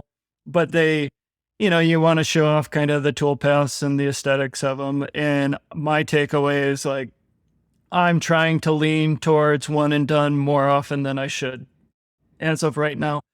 And even like this handle piece where I've got a nice tab and it breaks off and I can clean it up pretty good. Like, it's still worth it to do soft jaws and a second op for that, because I want the tool paths on the back to match the front, and I want them to be nice every time, because like it's going to be a touch point for your hand. So a lot of that aesthetic stuff. One other thing that you made me think of is like, I'm such a baby about this stuff, because like you making parts for other people from drawings, like I'm making parts, I would say 85% are the parts that I'm making are things that I've drawn. Like, so I'm the designer, engineer, and manufacturer for these things. And even then, like, I'm still cussing out the asshole that drew them, which is me, like, so I tip my hat to, guys like you and Brian that are just like, and Juan and whoever's doing geometry stuff, man. You just get stuff put across your desk and then you got to make it. You got to figure it out. I think that's a little insane. I don't know. Like, I don't tip my hat in the way like I want to do that, because that sounds terrible in some way too. It can be, for sure. Yeah. There's something like I really enjoy, like owning a project, and I don't know what it would help anybody, but if anybody's like just getting into manufacturing or machining and they're not modeling and drawing and like doing some of the creation aspects for it, it's wild for me to see some of the guys that are such talented machinists and to hear them say like, yeah, I need a good idea or how to make something pretty. And I'm like, that's such the easy part. Like, how to make it is a hard part, man. So I don't know. People carry a sketchbook with you all the time, because you should, all the time. I'm big on that. I think a lot of us don't know where to start with a sketchbook. Oh, it's just like different tech trees, I think. Who cares? Like, just make your lists of your Toto or to-do lists. I call them Toto lists. Toto lists. I like that. I think that creative stuff, especially with machining, seems to attract kind of like a very perfectionist type personality. Yeah. And art is never perfect, I think. And so it's very hard, especially if I've done this and I've had sketchbooks over the years and stuff, but I find it very hard to commit anything to paper if I don't know where it's going and like what the end goal and how to make it perfect and how to work on it. So I definitely struggle. And like same with music, like I play guitar and have written music, and it's just very tough to start. I think once you start and get it going, then it kind of flows a lot easier. But that first step, is tough. That first brush stroke, that first pen stroke, whatever it is, it's tough. Okay, so let me analogize that, or draw an analog to you and the Bomb Johns, and like let's just use the Bomb Johns for example. Like me, I'm sure you were watching like Grimsmo on his Grizzly in his garage back in the day, right? Yeah. And feel very nostalgic about that. And Saunders too, like doing early NYC CNC stuff, like huge tip of the hat to those guys. But the point is, they were putting themselves out there, and you're putting yourself out there with this podcast. And like how has the universe smiled down upon all of you guys that are willing to put yourself out there, like in the fullness of time, right? Oh, I completely agree. I don't think that it's a logical thing at all. I mean, fear rarely is. That's fair. Like That's fair. But it's still fear nonetheless, and it's something to get over. I mean, that's a good point. I should start just sketching for fun. Yeah, it's like start something. Even if it's crap, like it's something. Absolutely, you got to stretch that muscle for sure. So back to Doug's questions. Yes. Top unexpected 5th axis lessons learned so far. You know, I would say the things that surprised me most in like not just 5-axis, but going to Okuma. I'll touch on both of those, but like going to Okuma first, I didn't realize how spoiled I was by Haas of certain things, like a washdown gun, an air gun, like a control at a reasonable height, not at a small Japanese man height. Mm-hmm. Like, man, there's certain creature comforts and like the ability to look things up and understand the systems that are so easy to get your head around with Haas that are not so easy with at least what I've seen with Okuma. And I'm like screaming to my sales guys, like, is there a way to raise this display? Like, seriously, like, I'm 6'5", I was gonna say, and like I'm hunched over to not get glare in this. American though, like yes. But you know that kind of stuff. That was kind of the most surprising because like the technical details, like they set you up and they set the machine up, and it's like to Ethan's question. So what Ethan was referring to, Cricket's my dog. Oh, okay. So he's sitting here sleeping next to me. He's an old man, but he's like my little shadow, and he was helping us program when he was over at our shop. We took a picture with him, but and then I had noticed when the tech was saying he got the kinematics dialed to within 1/10, which I'm like, oh, that sounds good, you know. And he's like, but I did notice when the brown line goes by and it's going north, then it's hopping up to like 5/10. Oh, like, wow. Oh, wow. That's interesting. Also, that's totally fine. Right. That's like 10 times better than I'm used to. So that's great. Really good.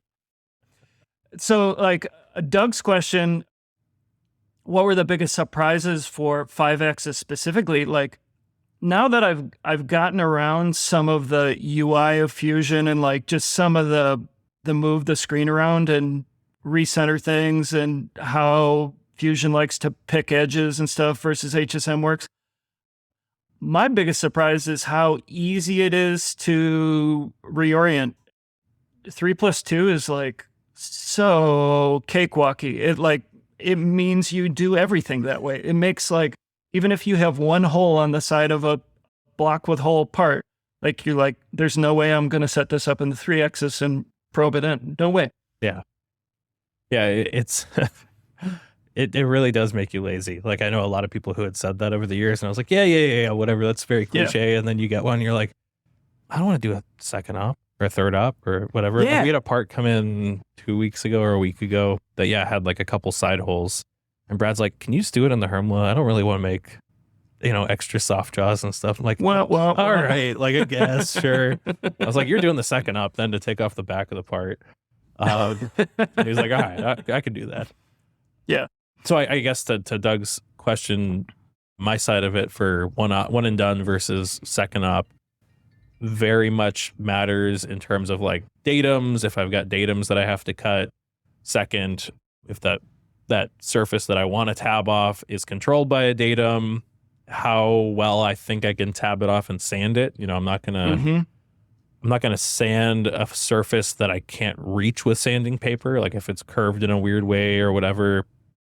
Heavy parts, I haven't had a ton of great luck with making tabs thin enough to sand while still supporting the part and not let it drop and gouge or something like that. Yeah. Thin parts, you know, plate stuff with side holes, again, not a great option for tabbing sometimes. It's very geometry dependent, I would say. There's been a lot of stuff where, you know, a simple curved edge that's uncontrolled and, you know, as block tolerance, like it's very easy to tab off sometimes. Yeah. Yeah. There is no hard and fast rule, unfortunately, that I can give to you, Doug. But you don't get the liberty of going like, oh, well, I can put the tab on a surface that totally doesn't matter. Because you don't know what matters necessarily with a part. I mean, with anything with a drawing, I know if it matters because of how they've dimensioned it. You know, like right. If they've dimensioned it with the notes and it's just a generic profile tolerance, I know it's an uncontrolled, more or less uncontrolled surface. Like they don't really care about. But you don't know if that surface that you're going to tab off is going to get hidden in the assembly and never be seen. Oh no, but like I don't think most of my stuff is cosmetic either. So gotcha. Even if it shows sanding lines, which, you know, we use the diamond lapping film and all that stuff. So like it's still a very good looking surface when I tab off and sand, but it doesn't really matter as long as it meets print and as long as it meets our generic tolerance and things like that. I'm definitely not going to send anything that shows a tab line or gross sanding or anything like that. Right. I got to get better at my cleanup, I guess, too, because I haven't spent much time on that. If you like, because your shop tolerance is plus or minus 2. Yeah. Or 50 microns, yeah. So a little bit, a 10th less than that. Okay, gotcha. Yeah. So if you're doing that and sanding it and holding that, that's pretty damn good. Yeah, but I mean, like, again, that's kind of in the concern of like, okay. You must be really good with an angle grinder and a flap wheel. So we have 2 B grade import surface plates that we'd use a spray stick or spray glue and stick down sanding paper on one, and then the diamond lapping film comes with PSA on the back of it. And so gotcha. You go from one. So you're like, it's got to be a flat surface almost for you then. Flat or consistent curvature. So that you can rock it like a rocking chair. Exactly. Gotcha. Okay. So Doug's other question was, what do you wish that Lang would make that they don't yet? And that's to both of us. So, you know, you've started using the system. What do you wish that they made? Yeah. So love the Lang gang. Yeah, it's great stuff. I probably thinking about it that I wish they did some better stuff for round stock. I find myself using those Mighty Grip or Mighty Bite VersaGrip jaws a lot. And I think that's a product of like, I'll buy remnants for like scrap cost from one of my clients. So I'll get like 4-inch diameter bars of 70, 75, and 60, 61 that are 8 inches, 9 inches long or whatever. So I'll end up trying to use those either sideways or standing up on end a lot. So I know they have jaws that have like the like vampire fangs on the corner or whatever, but like I like those VersaGrips that you can move them around.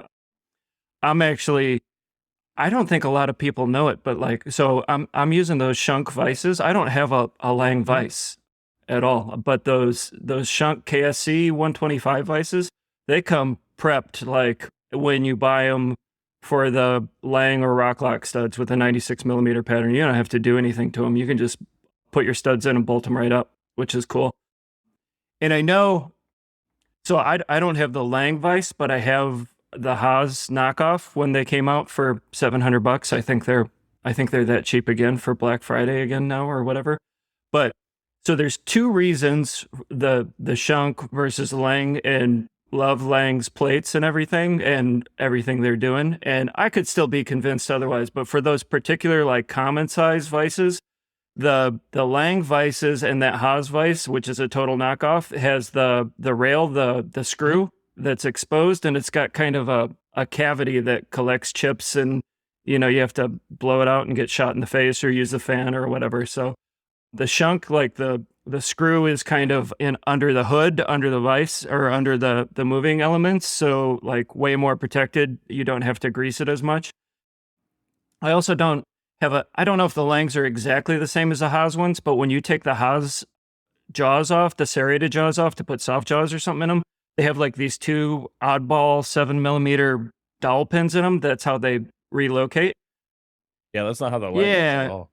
No, does it have a rail, like a square rail or whatever? It's a square rail. Oh, okay, okay. That's a ground piece on the vise, and so the only thing you have to do when you're putting it back together is worry about clocking. And so they sell like a little spring-loaded plunger Allen key that you throw in a drill, and it gives you kind of a third hand where you can pressure the front jaw as you push on the back jaw and make sure that they all both engage the screw at the same time.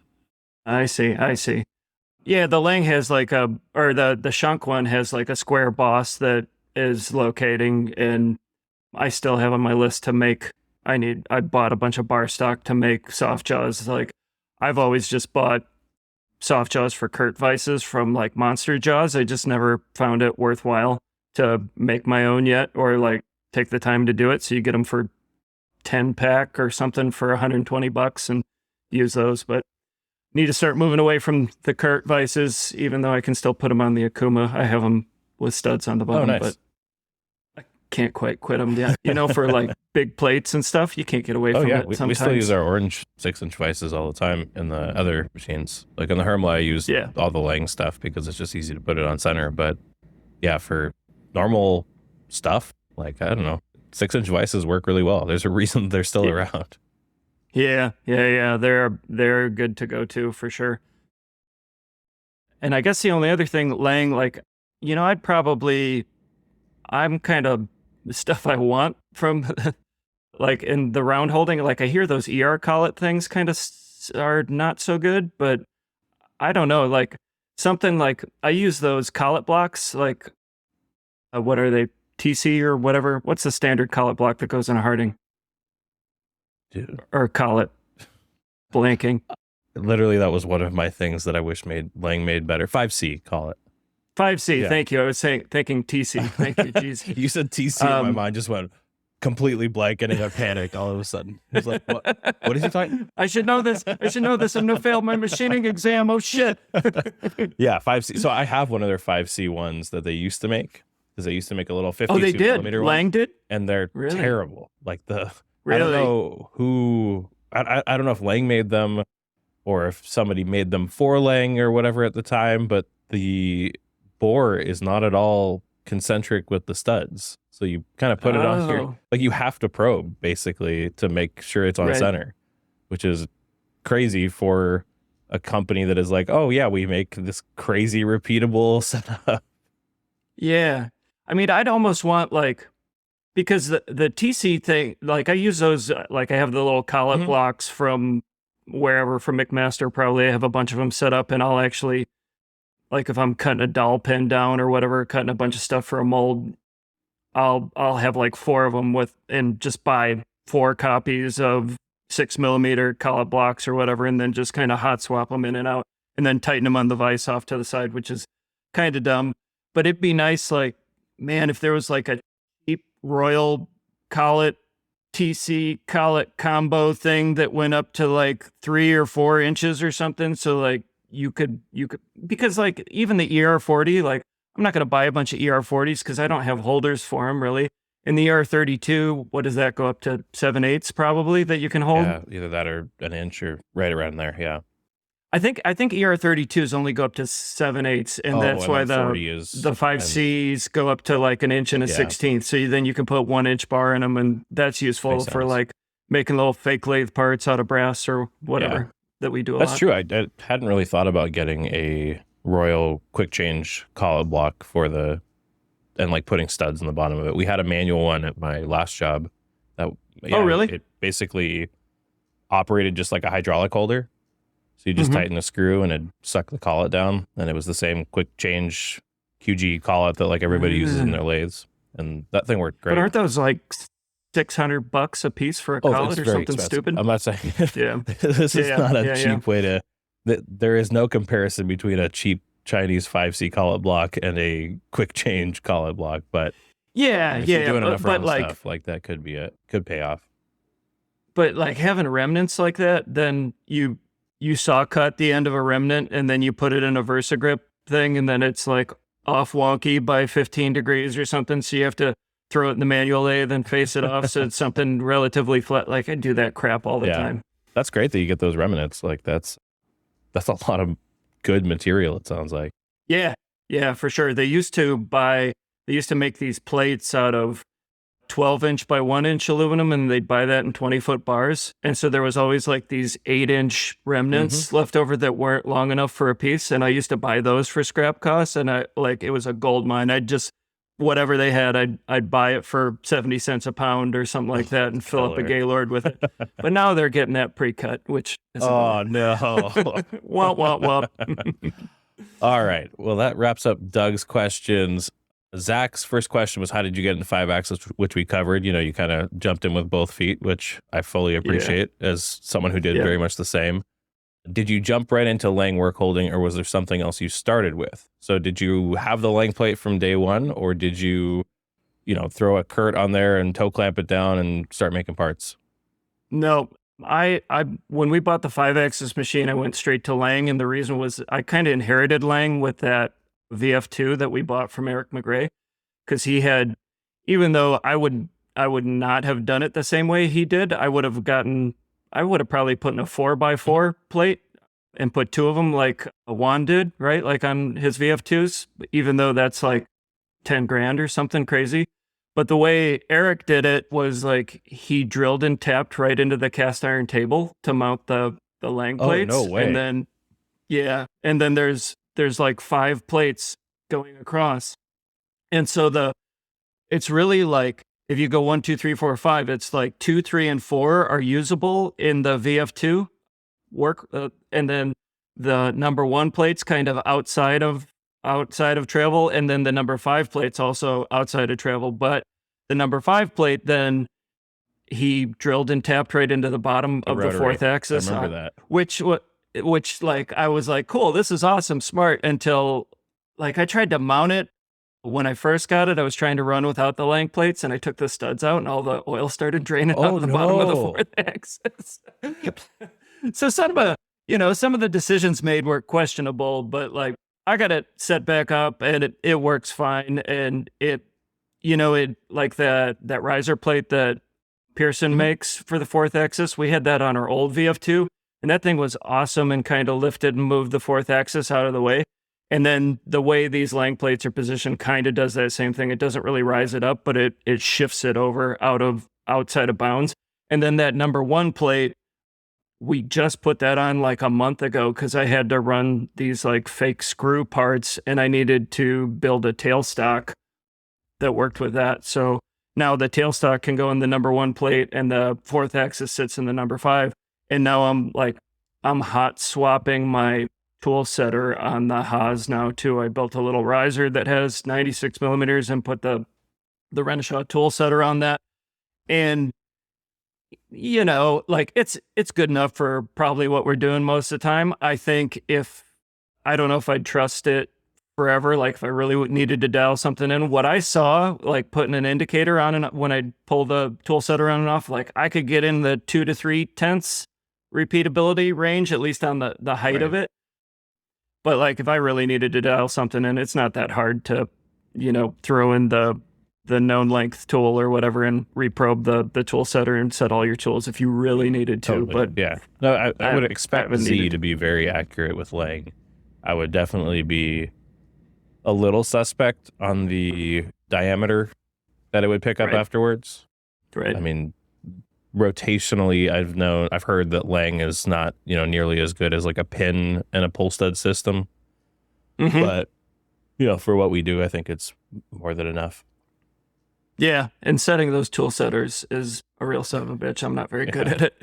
God. Yeah. It's not a lot You get good at it. Like you get good at it after monkeying with it for 20 minutes, and then you forget it the next time you have to do it, for sure. Yeah. Let's see. Okay. Ryan. So we talked about this a little bit. Ryan from the Patreon asked, what's your go-to process for removing tabs after breaking a part off? So what have you tried so far? I know you said earlier that you've had some issues, getting a flap wheel or something to play nice with you. So what have you tried so far and what's been your favorite? I'm pretty new into that. And like, that's a great question that I don't know the answer to yet. Like, you'll know better than I am what you're getting to, but I'm doing like flat piece of sandpaper on a surface plate or a chunk of steel, or, or if something's hidden, I'm just kind of hitting it with a file and a Scotch-Brite wheel, get it close with a file and then knock it off with a Scotch-Brite wheel if that surface is going to get hidden. But, I was a little disheartened. I just need more practice at that. I'm sure you've got better system. You were saying you hold that to a couple, like within your shop tolerance, right? 50 microns or whatever. Pretty much. But I mean, obviously that is very dependent on the part geometry too. Like the parts where I can do very thin tabs, I can do that with. Like the triangular tab method where I'm doing 2 tabs on one side of the part and one on the other, and it's a smaller part, I can make the tabs as small as like 2 thou thick. And so they come off and I can basically snap them off, and then I'm just deburring the edge and then kind of blending.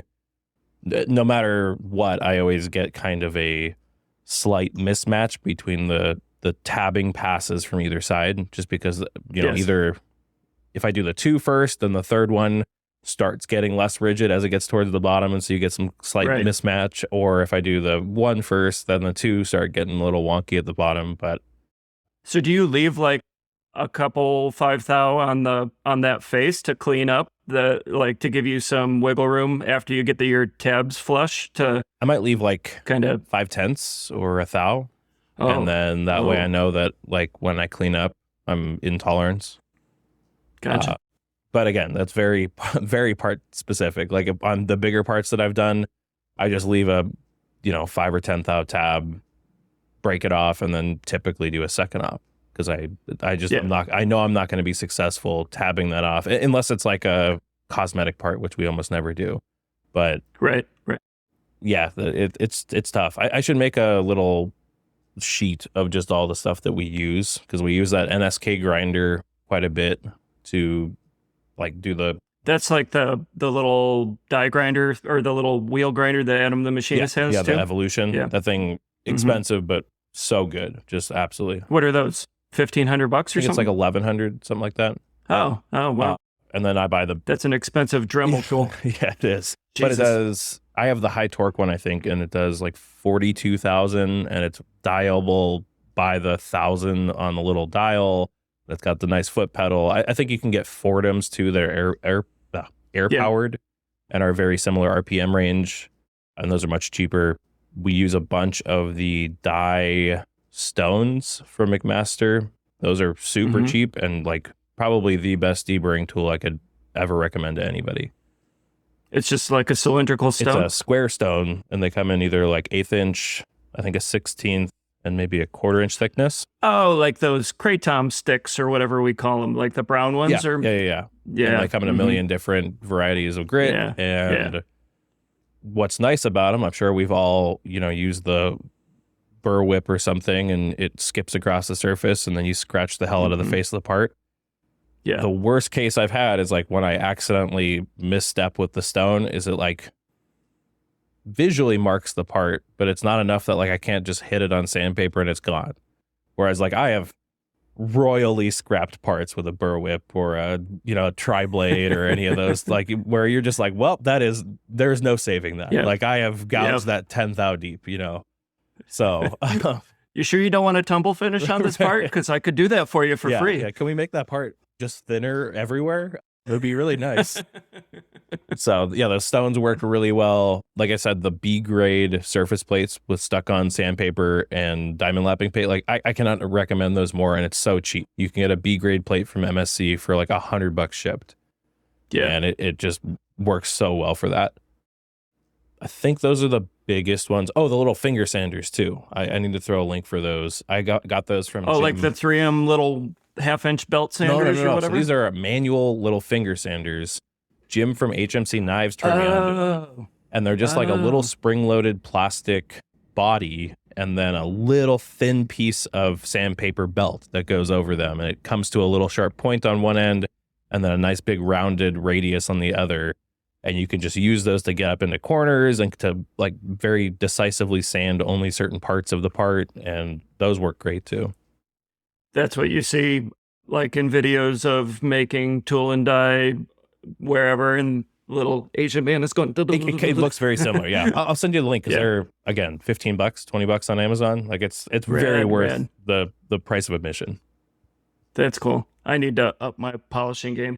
Do you do everything one off on your Hermley? Or do you have one of those pyramid things or anything to do like a few parts at a time? Everything's one off right now. Yeah, we don't do enough quantity of anything to make that worth it. I mean, you don't.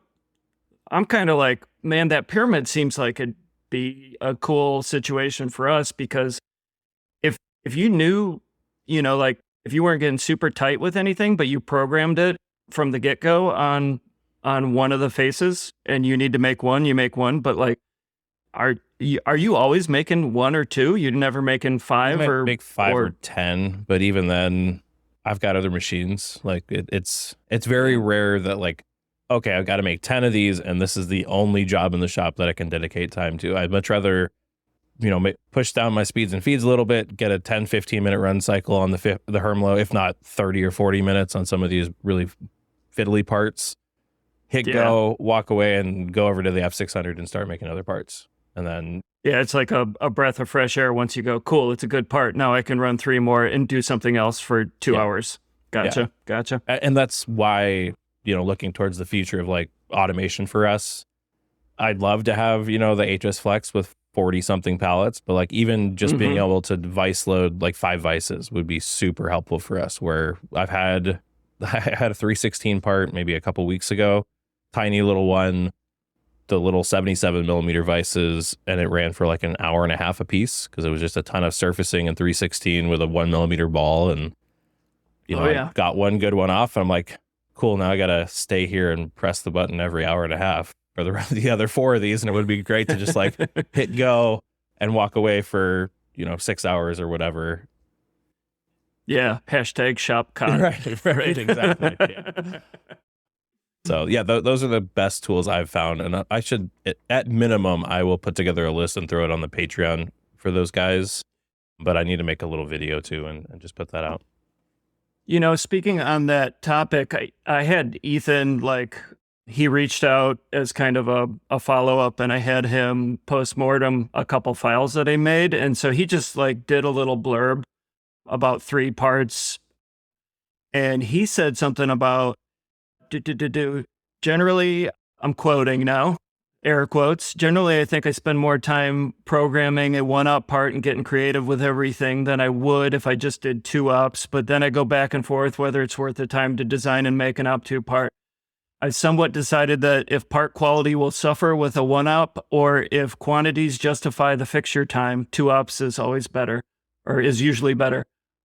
I completely agree. So, yeah. Man, I think that wraps it up in a nutshell, and I need to keep this in mind moving forward. Yeah. Well, I think I said it last episode that I think a lot of it comes down to ego too. Like you get this super cool tool and you're like, I want to show to myself and everybody else that I can use it as fancy as everybody else. And one and done is the coolest thing you could do, So of course I'm going to do everything in one and done. And I have wasted so much time trying to one and done parts that just needed a simple second up. Like that one I switched to second ops saved me hours. And it's like, oh, goodness. I mean, you call it ego, but that implies some like knowing of what you're doing. I think I'd chalk it up for me to just like blatant ignorance. They're like, oh, new thing. Let's do it everywhere. I think it's probably a little bit of both for sure. Sure. So Ryan's other question was, how is the learning curve going from Haas to Okuma? And then for me, brother to Hermla been, did you do any formal training or self-taught? So we talked about you getting it and that the guys at Morris were really helping you out. Did you have any formal like training days with them, or was it kind of just asking them questions during install? How'd that go?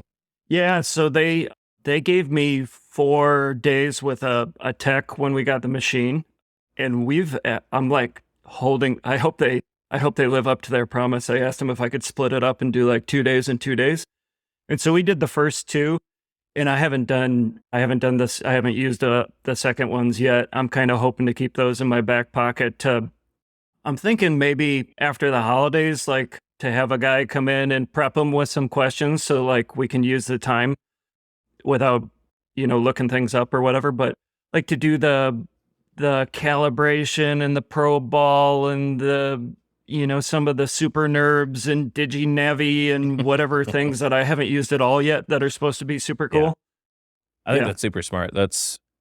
We didn't quite split that way with Brad and I, but what we did is we got 2 seats of like their first training at Hermla with the machine, and I went and did the training right off the bat because I needed to get the machine up and running.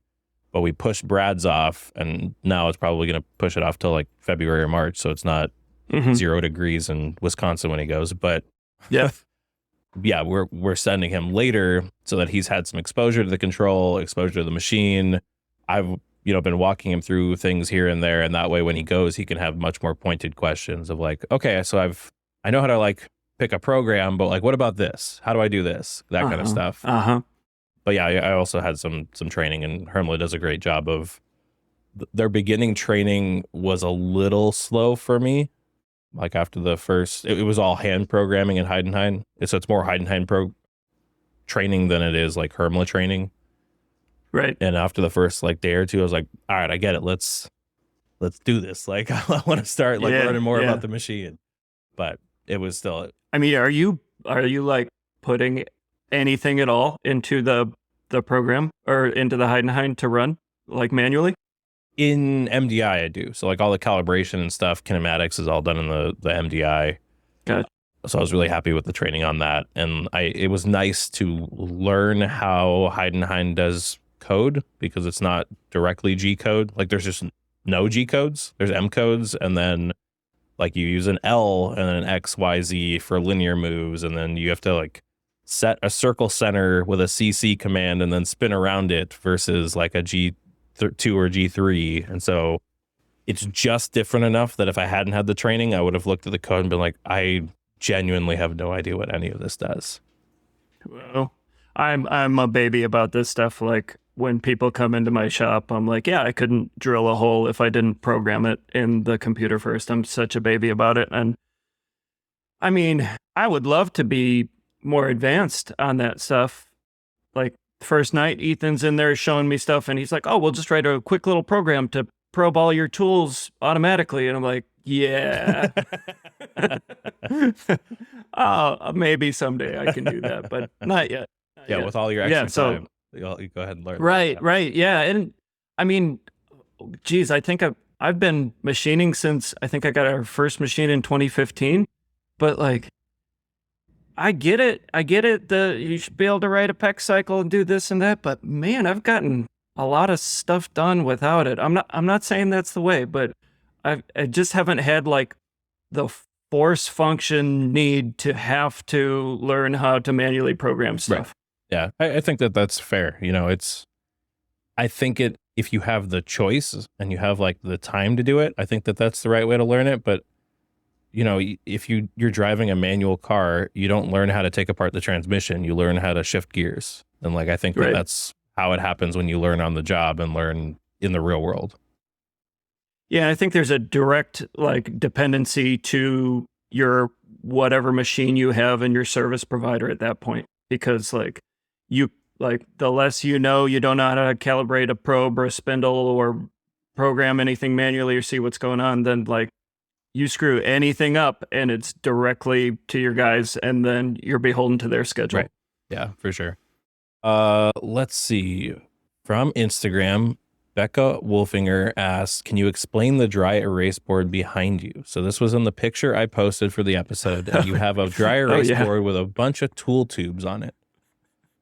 I should have taken a nicer picture before I go on the podcast. That was a great one. Terrible. So when this is like, I bought a list of cabinet, I've been 3D printing like mad to try and organize and like trying to get on the lean train and the constant continuous improvement train, which is just like, that was one of my questions. I'll ask you in a second, but So like we were looking at tool tags, and Justin at PDX makes those sweet 3D printed tool tags, and we thought that would be cool. And reached out to him, was asking back and forth, but I wanted I want the tool tags to match the exact number of tools in the machine. So like on the Haas, I want like a grid with 5x5 or something for 25 tools. And on the Okuma, I want like a 6x8 grid for 48 tools. And he didn't have anything, like he could do it. But then like the way we operate is probably sloppy, but when I've got to pull a drill and put a different drill in, if I have it set up in a different tool holder, I'll pull the one out from an old program and set it on my rack. And then I'd usually have the little box, like a helical or a Harvey box with a little tiny magnet in it. And then I'd stick that into the machine. And then we try to like keep what's in the machine just for a long time, just random little boxes stuck up there. But you don't have a box for like, a 1/4-inch drill. You have a million drills sitting in a drawer somewhere. Yeah. So there was like, it was a good way to keep track of these stock tools with part numbers that you were good about, but then the random stuff, your regular chamfer, 1/4-inch chamfer, or drills or taps or whatever, those were just kind of the Wild West if they were in the machine or not. So what we decided to do to prototype was we got some dry erase magnet from McMaster, a spool of it or whatever. It's just like a sheet, and cut it down to a size that fit on the big blank space on the Okuma, and then drew up a file, laser etched it on our laser, and then put that up there. And then got a bunch of these like 1-inch by 6-inch, same pieces of dry erase that like came in a strip. So we just snipped them off with scissors. And then we've got some dry erase markers magneted into the machine. And I have been very meticulous and been good about it, even though it does take a little longer. If you're just changing from like a 5/16 drill to a 1/4-inch drill or whatever, then you're like sit there, but you can wipe it off and then just write 1/4-inch drill. And then if the beauty about it is like, if I pull that old drill out and set it on the rack, and then you don't know if that's a number 21 drill or an R drill or, whatever, it's just a drill sitting there.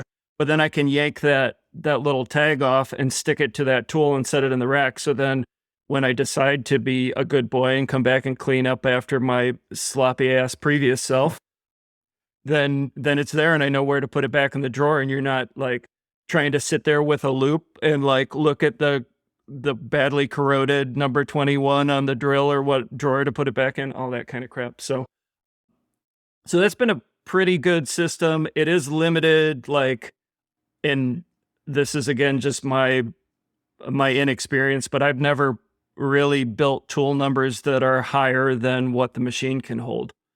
I don't know if that's common. Like Ethan came and wrote a program. And he's like, oh, we'll just start out with number 50, 51, and 52 because we know that those aren't used yet. And I'm like, it melted my brain a little bit, but like, nah, I can't. So I totally eliminated that. Went back to my old bad habits. But I mean, I don't have thousands of tool holders pre-built and, trying to get there a little at a time. Yeah. I mean, we're the same way. Like we, at least in the brothers, we don't do anything past the tool numbers that are in there. Yeah. So we have our standard tools that are, 12 or 13 of the 21 or 22 tools. And Right. then the rest just float. And like, it doesn't, because we're doing prototypes, I want like a very high first piece yield rate. And so like, I don't mind having to reset up tools and get a chance to look at them and make sure that they're not chipped or that Yes. they were worn last time and I missed it when I put it away or whatever. Like if I'm loading it, it's a non-standard tool and I need to take a look at it anyway. So Right. I'm fine with that. And setting tools is quick enough that it's fine. Yeah, we have a very unsophisticated system too for like if you use an oddball, like a long reach 1/4-inch end mill and you use an aluminum part, it's totally fine, but it's used. So you don't want it to, so we just take like a Sharpie marker and put a red dot and put it back in the drawer. And then like the tools that have a dot on them have been used, but are still good. Yeah. Very. I literally write used on the tool, the boxes. So I'm right there with you. Right on. Even less cryptic than me. And like what's nice is a lot of the tools now come with the tape over the ends. And so like I can tell pretty quickly, like, oh, that tape is broken. Even if it doesn't say used, it's very clearly used. Yeah. Yeah. That's cool. I really like that board idea though. That's something I've been noodling on as well, is like putting a grid of boxes printed for each machine by my tool setting station, and just having like that way I can find the tubes to put them away. Like for me, it's less organization and more just like when I go to put stuff away, I have a pile of tool tubes from every manufacturer under the sun, and then I have to dig through them and be like, oh, where's that 50 thou by 150 neck Harvey toolbox that I know I'm looking for? And if I knew like, okay, it was tool 18 on the F600, and I just can pull it out of that little toolbox, that'd be great. Yeah, and so we've done that on the Okuma and on the Haas now. We haven't done it on the router yet, but we're going to do that too. Right now, I just have like one of those little SNR, tool rack, these things that holds 10 tools, and we 3D printed some for the HSK 63F or whatever the damn router uses. And then we just kind of stick the box next to it. But again, if you put a drill in there or something, then it's stupid. So we're gonna laser cut one of those for the router as well. I didn't add a router. Yeah. Oh, I forgot. Like, so we have the Okuma, the 460V5AX. We have a 2015 Haas VF2SS, and then we have this Freedom Machine Tool / DMS 5x10 foot router. Oh, cool. So it's a 1010 tool changer HSK63F, which is an oddball, not like the same as goes in CNC machines, I guess. They're 63A usually, I think. And it's got a 10 horsepower vacuum pump and a big ass dust collector. So what do you use that for then? Yeah, this was like, so we, when I worked at this old shop a million years ago, the owner bought a Dynatorch plasma table, which is like this kind of off-brand made in Kentucky thing, and they wrote their own software, and it was real quirky, but we did a lot of sheet metal prototypes at the time, and he was thinking that it'd be like a poor man's kind of laser that you could use, and then you could use it for car parts and this and that and the other thing. So he had that for a while, and I set it up and ran it in his shop, but like it became pretty apparent that this is not a laser. It's not accurate enough. It's, mostly a pain in the ass. And so before I left there, he sold that to me for very cheap, and I put that in my shop, and I was using that for a while, but then I was trying to make prototypes. There was like no way to restart the torch. It was one of these plasma cutters that used a hypertherm, and had a machine head for it or whatever. But like you'd be cutting something, and if the torch went out for some reason or you lost contact, like you couldn't restart from where you left off. So you'd have to like restart from the beginning, and then it would like burn up the tips of the plasma cutter because it didn't have the resistance and whatever. So I scrapped a couple like $300 pieces of steel, big steel 3/4 inch thick parts or whatever. And then I'm like, screw this thing, get rid of it. So some guy in Indiana bought it that makes semi-truck, parts or something, like way better fit for him. And then when we got rid of the plasma table, I thought it'd be a good idea to get a CNC router. So I bought a 4x8 Laguna CNC router, but it was like no vacuum table, no tool changer. Oh boy. And that just kind of sat on the side. It was we were thinking we'd make some plywood and, some prototypes like that for furniture and whatever, but it sat on the side. But then during COVID, my fire and rescue tool client, they make these HDPE sliding bases for like manual hydraulic pumps and for rescue neoprene lifting bags. They're kind of like a pizza pan type of thing. And during COVID, they had people, they would blank out the HDPE bases, and then they would do the machine features on them. And they were getting like 60-week lead times and stupid things during COVID. We're like, man, that's more than a year, right? Like, but so they like in emergency, hey, we need some of these parts. Can you make them? And I got this shitty router, but we just kind of I'm not scared of 3D ball tracking. So like I kludged the part together so I could make everything either out with a 3/16 bull nose end mill, I think. So it was like close enough to do the flat features. And then I could also use a 30 thou radius on it to do the surfacing work to make chamfers and countersinks and stuff like that. So we did that for a while. And then they go, cool, do you want to be our plastics guy? And we're like, because they hated bringing plastic onto their machines because they'd have to, deal with the chips from plastic and metal and shovel out the machines and stuff. So we kind of made a deal to commit with them and started making all of their plastic parts. So decided to buy this router, and then so now we do it as kind of like do their production, but it's like we'll make 100 parts every other month or something. And it's fine. I've had real mixed emotions with DMS because like the Freedom Machine Tool line, I was going to look at getting one of those Haas gantry mills, but man, those would like be $250,000 or something, right? Yeah. Like if you option them up. Like, and they were just released a router, and then the first draft of it was terrible though. Like it was no tool changer, an ER call it or something. And then they just re-released it, I think, with finally a tool changer. And they were like, oh, okay, we should import the right thing this time. Correct. Yeah. So I think their new one, whatever it's called, has like 8 tools and 18K spindle and like a vacuum pump and dust collect. Like it's a turnkey thing. And I want to say it's $50,000 or something. And our router was like a little over $100,000. And that was the most expensive machine we'd ever bought at the time. But like the numbers made sense. So we did it.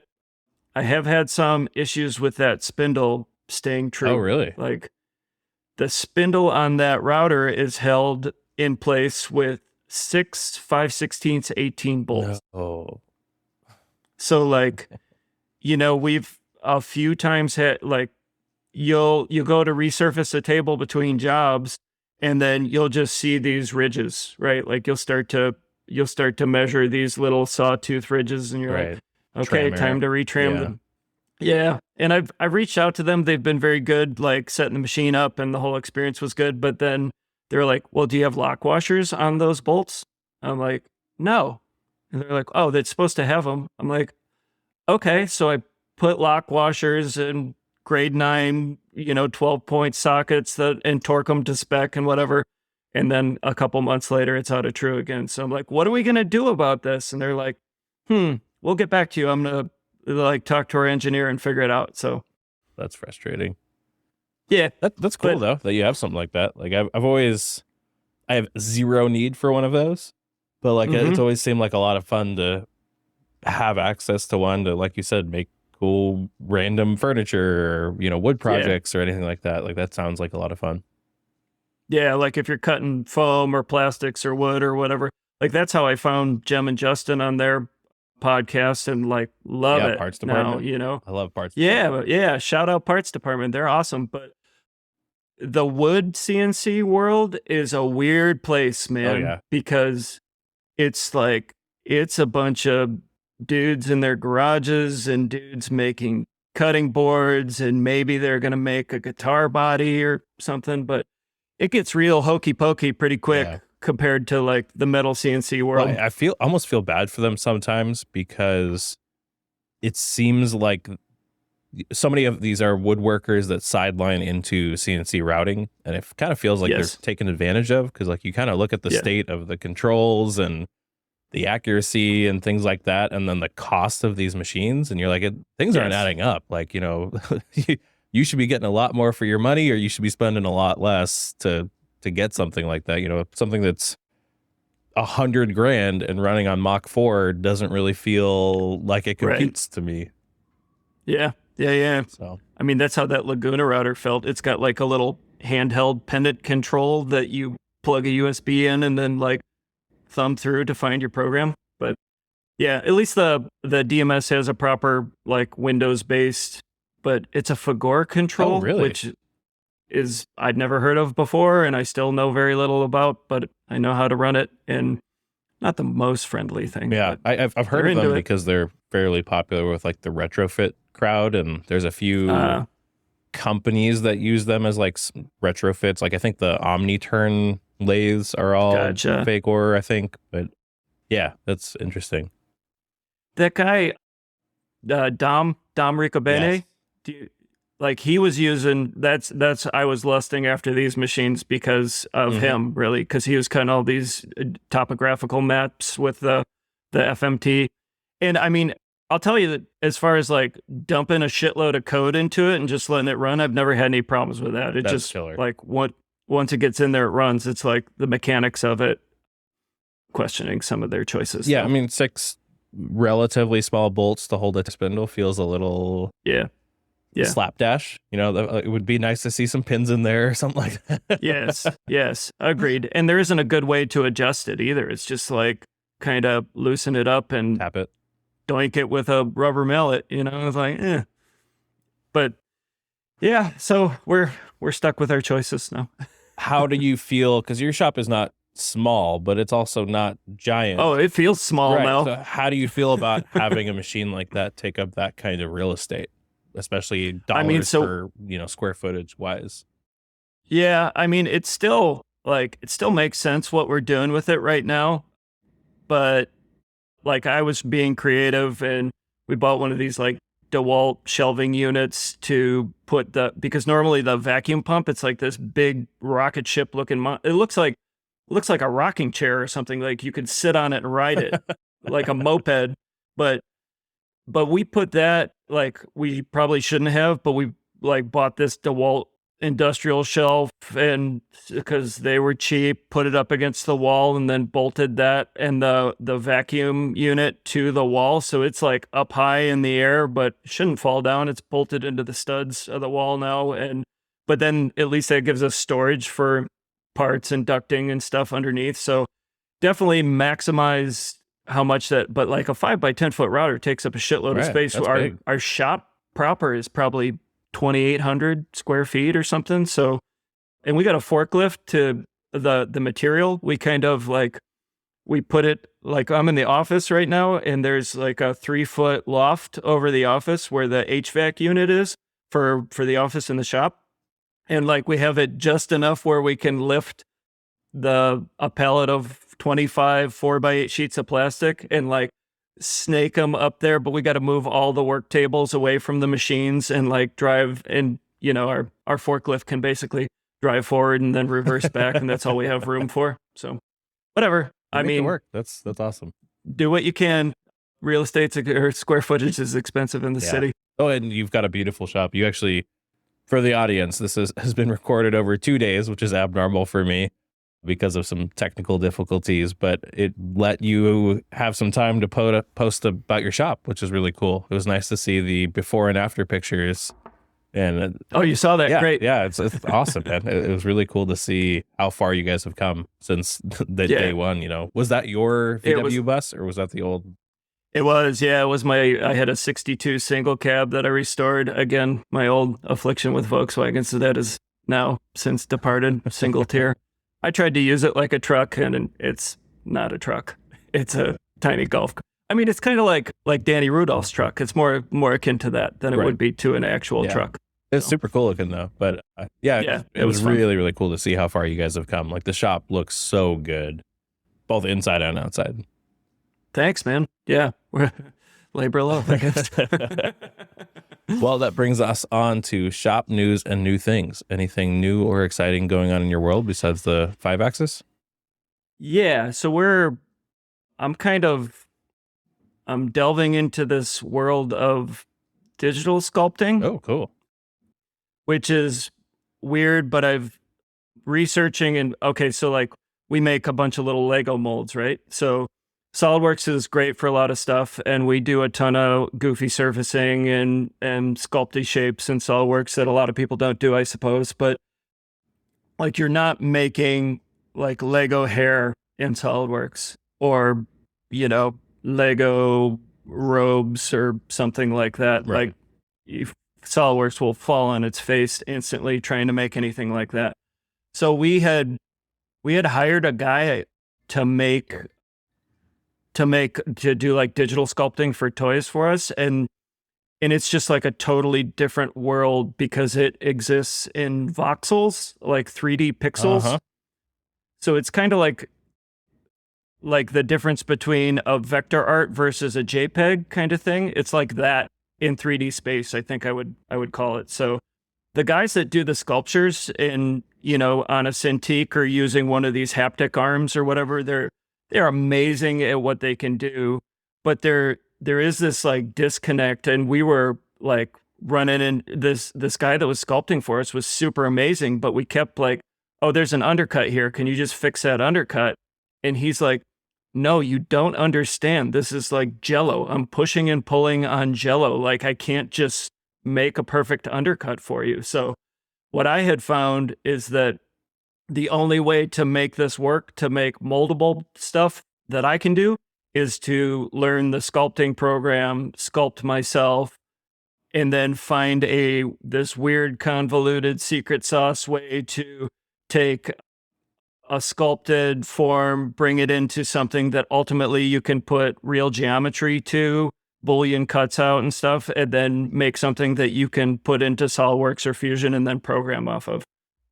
I know there's other people doing it. There's like skinning softwares and Geomagic Freeform and stuff that is more for manufacturing, but I'm doing it kind of a hack and slash way. What does that workflow look like for you? It looks like sculpting a thing, processing it through two different other softwares. Like what's the software you're using to sculpt, if you can share? Oh, yeah. So we're using ZBrush right now. And then we're sculpting in that. So like I'll mask something out, I'll sculpt on it, but like you also have to have some intentionality when you're sculpting. You can like in a very limited way, you can see undercuts and molding and stuff when you're sculpting, but like you kind of have to be the guy that's doing all the stuff, right? Because otherwise you send it to a mold shop and then they don't know how to deal with that kind of or those kind of files and whatever. So what is ZBrush output? And then where do you go from there? What are the other softwares you use? ZBrush, ZBrush deals with, like the shit that you see on Thingiverse or whatever. Like when you see... So is it an STL or is it...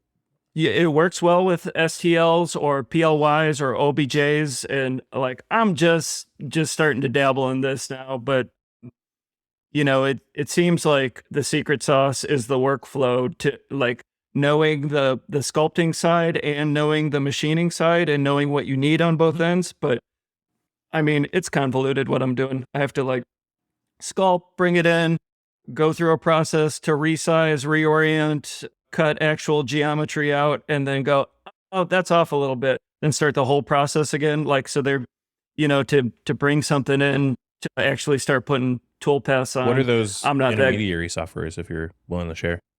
I mean, Fusion. Oh, really? Yeah. So you're taking from ZBrush to Fusion and then Fusion to SolidWorks? Yeah, and then back to Fusion. Oh, wow. How interesting. So we're a little all over the place with it. But it is real particular how you do it. And I'm still kind of figuring that out. That's interesting, though, that Fusion is advanced enough editing meshes that it works for you. It's not so much advanced enough at editing meshes as it can handle the files. Whereas like if you try to bring in a mesh file into SolidWorks, I know we used to do that at my old work with Creo scanners and then Geomagic, but like those are super expensive softwares, $20,000, $30,000 softwares to be able to take point clouds and mesh them and skin them and turn them into usable data. So I'm trying to figure out a hack and slash way to do that. I like it. That's super cool. Yeah. So that's been fun. Have you already machined your first sculpted mold? Yeah. Yeah. We've been doing this for a little while now, but it's definitely something that is still, like we haven't been doing it enough to like have the steps all scripted out. Yeah. Yeah. So we're still in the learning phases of that for sure. But yeah, have cut molds. And you also know, like, when you're cutting a mold, like, how you can cheat, oh, there's a tiny little undercut here, but I'll just blast through it and it won't matter, kind of thing like that. Yeah. So I imagine it's tough because of the scale too. It's not like it's something large that after you cut the mold, you can see any issues until you shoot your first run of it. Yeah. We've probably done 10 injection molds, like prototype E injection molds on the Okuma so far. And like, man, I just did one last night. It came out. It's like, it's like this. Oh, it looks so good. It's like, don't even have to polish the mold. Oh, so good. That's so cool. All right. Well, that brings me then to the last few questions I ask every guest. Okay. Unless you got some. So before, I have a couple questions for you, and I don't want to get too drawn out Yapatini on you here. We are the day before Thanksgiving. This is going to be a relaxed day for me. What you got? Nice. Okay, so like we were touching on this before, and it's like shop improvements and the board to keep track of tools and a list of cabinet and 3D printing all the things and whatever. So like I get like the lean sauce, right? Like I know it's good. You watch Andrew Henry, you watch Devin and Uriel, and like, I mean, it sticks in my mind very distinctly. Like when Uriel and Devin first started their podcast, that like, I think on the first episode, he was like, I was reading Shugeo Shingo or whatever, and there was a company that implemented lean, and they spent 20% of their time in the first year and like tripled their profits, even though they only worked 80% of the time. And I'm like, that sounds pretty freaking magical, and I get that, but like, I'm curious. Do you like? I still feel like no matter what I know about how this is the way I should, like, I still don't always do it. I'm the same way. I do whatever little bits I can do that don't interrupt my workflow. Like I just have too much on my plate to where like I can spend. I need an extra 20% to make parts. Like I am at 120% load right now as it is what it feels like at least. Yes. So I don't know. I do little improvements as I can, but it is not a formalized process at all like I would love it to be, or like the lean guys say to you, to do. Yeah, I listen to Andrew Henry and Jay Pearson's lean builds, and I listen to Incremental, and I learn a lot, and I learn a lot of things that I want to do, but I break them down into little pieces that I can do and that I feel like are accomplishable for me, because if I start down that road, I'm going to get nothing done. Like I don't have that. I get overwhelmed. I get so overwhelmed that it just feels like, like even listening to Incremental or seeing Andrew doing shop improvements now, I'm like, well, damn it. Those guys are so advanced now. I can't even catch up. I need somebody to hold my hand and be like, okay, baby steps. If you're going to do lean, here's the first thing you do. Sweep your damn shop, put all your tools in a damn tool cabinet, like whatever, I don't know. I think I subscribe a lot more, at least in theory, more to like the 2-second lean thing. So like every day I try to do one little thing. And if I can start my day off with like, I organize this drawer, or hey, I put away 20 tools that have been sitting out for that long, I call that a win. Are you disciplined enough to do that on like a schedule? Do you like set yourself up for 15 minutes in the morning when you come in or before you leave? I think I'm just lazy enough to where I don't have the motivation to actually start working right away. So like it gives me the chance to do something. Like that is the easy win for the day, where it's like, oh, hey, I cleaned up my desk for 5 minutes. Now I can start. The machines were warming up. I feel like I won today. Let's do it. Like that. I think it's much more that than it is any kind of discipline, because that is not a word I would use to describe myself. I can relate to productive procrastination so much. Yes, absolutely. Yeah. So and I'll do that with projects too. Like this is due in 2 days, but I don't feel like it. It doesn't feel pressing enough yet. I need to be real sweaty, panicky for this to start. Yeah. So I think that's how things, for me, that's how lean stuff gets done. It's just like I buy the things I need for those projects. Like I've got a box full of the Hoffman grid line stuff to organize my drawers. And then when I have an hour here or there, I'll do like half a drawer. And then the box will sit for another week, and then all right, let's get back to that and get that done. Well, I mean, that's not a good answer for me, but like it sounds like it gives me a lot of solace to feel like you're in kind of the same boat as I am anyway. Oh, yeah. I kind of man, I wish the incremental guys would like double back. They feel too advanced now. I would like start at step one and come back to the people you lost. That I just feel sad and guilty when I listen to them now. I mean, I think the takeaway though from all of those podcasts and those books is continual improvement. So like, I think as long as you're moving forward, you are doing lean. Like you're not doing it full, and you're not, recognizing all the benefits that we could see. But as long as you're moving forward and you're not stagnating, I feel like that's a win for people. Just keep going. Yeah, agreed. Okay, I think 2, 3, 4. I have 5 questions for you. I got all day. All right, so I'm curious your business and and cash flow. Mm-hmm. Like cash flow is a big thing for all of us, of course, but like I get kind of set with like kind of a monthly or a bi-monthly cycle depending on the client.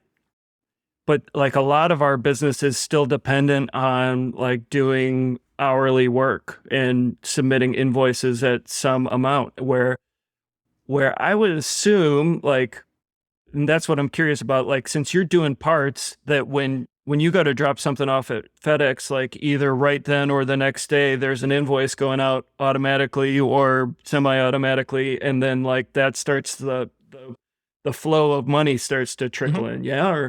Yeah. So how do you feel like there's a lag? Because like with the holidays coming up, I get a little panic because the holidays are fine, but then January hits or whatever, and that kind of monthly cycle starts to catch up with itself, and then January, February just suck. Yeah, January is usually okay because it's net 30, and so the stuff that we get crazy busy during December because it's all the engineers trying to spend their budget before the end of the year and finish their projects. Right. At this point, we're not so strapped for cash finally that like we can weather a month of a kind of a lull and be totally fine. Good. When we didn't, having a line of credit was a godsend, and that's something I will recommend to every business is try to get your bank to give you a line of credit. Like even a $20,000 line of credit can really help, especially if you get a few big jobs and you're outlaying tens of thousands of dollars in material. Like, man, that really helped us in the beginning. Is like I think we lucked out, and our bank just sent us something that was like, hey, do you want a line of credit? We're like, yeah. You think that we deserve one? Sure. Like, that's stupid on your part, but do you know who you sent this to? But I would highly recommend any business look into that, because it's not like you have to use it. Like for us, it has sat for a year. Like I think we dip into it here and there to like get points because we get a decent points on it. But like, man, when you need it and you need money now and you don't have to like, I guess that it's that very cliche thing of like, you want to apply for credit cards and lines of credits and all that stuff before you need them when your finances do look good and the bank is more likely to give them to you. And that way, when you do need them, you don't have to ask anybody. You just tap into that and you're good for a month or whatever. Well, I've certainly heard that advice about like you should look into a line of credit when you don't need it, and I just never think about it when I don't need it. And then when you're strapped, you're like, shit. Yep, I should have done that. Yeah, because then they'll look at your books and be like, dude, you're negative. Like, we're not gonna give you credit. Like, yeah, but I had $100,000 in there like 2 days ago. Exactly. Come on. Yeah, the rise and fall of bank accounts is terrifying as you grow as a company. It really is. Yes. Well, now that I've got your number, I'll ping you occasionally and just say, hey, apply for that line of credit today. Yeah, good idea. Good idea. I'll guilt you into it because it's worth it. I really, even if you are a company that tries to take on no debt, do it anyway. You don't have to spend it. Like, it doesn't hurt you. You might pay $100 a year or a couple $100 a year to have access to tens of thousands of dollars that you wouldn't have normally. Like, that's a godsend as a business. Yeah. A good security blanket for sure. Yeah. I mean, even just peace of mind. Right. Yeah. You're like, you know what? A spindle blows up and I don't have the cash for it. I can get it fixed tomorrow.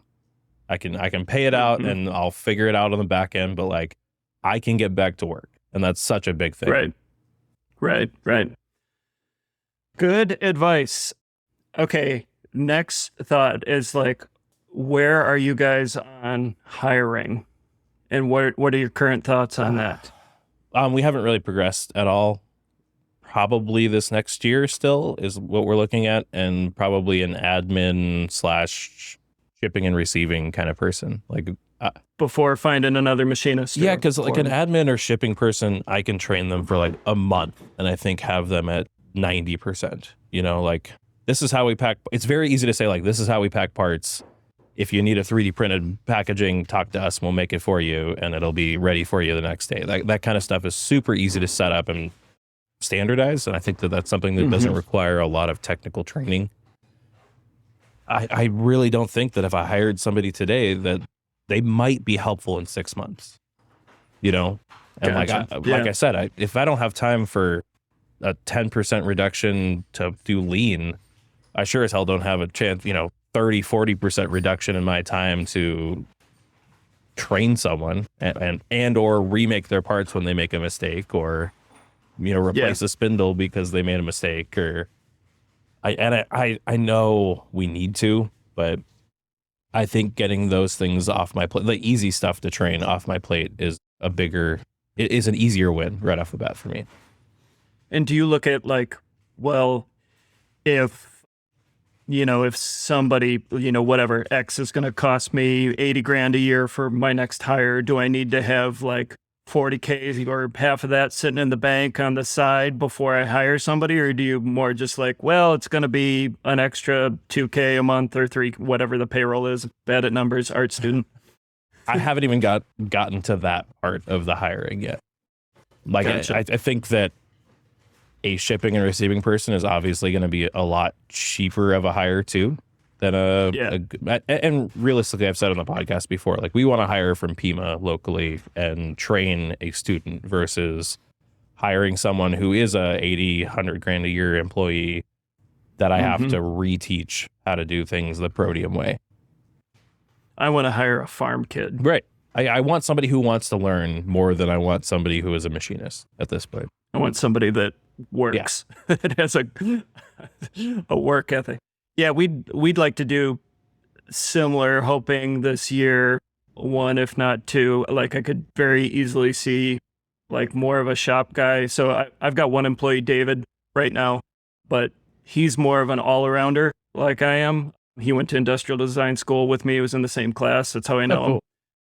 But he doesn't have like the machining technical background. So, I'm still doing all the programming and setup. He's learning programming, and that's a slow road to get somebody on board unless they're just like insane about it, just to kind of pick up casually. But I could see getting like a machine shop oriented person and somebody to be running injection molds once we get there. Right. As we're ramping that up. Because you don't really realize until you start thinking about it, all of the other BS in your day that you shouldn't be doing. And like even having Ethan and Justin, be my quote unquote interns for the week, it has shown me just how much I can offload to people like that. And like they're, even early, right? Like, cause you'd think early a weekend on a new hire that you're just going to be blowing all your time training them, showing them stuff, showing them where to find stuff. But you don't necessarily see that even in a week of having an intern like that. They're they are head and shoulders above anybody I would hire in terms of skill.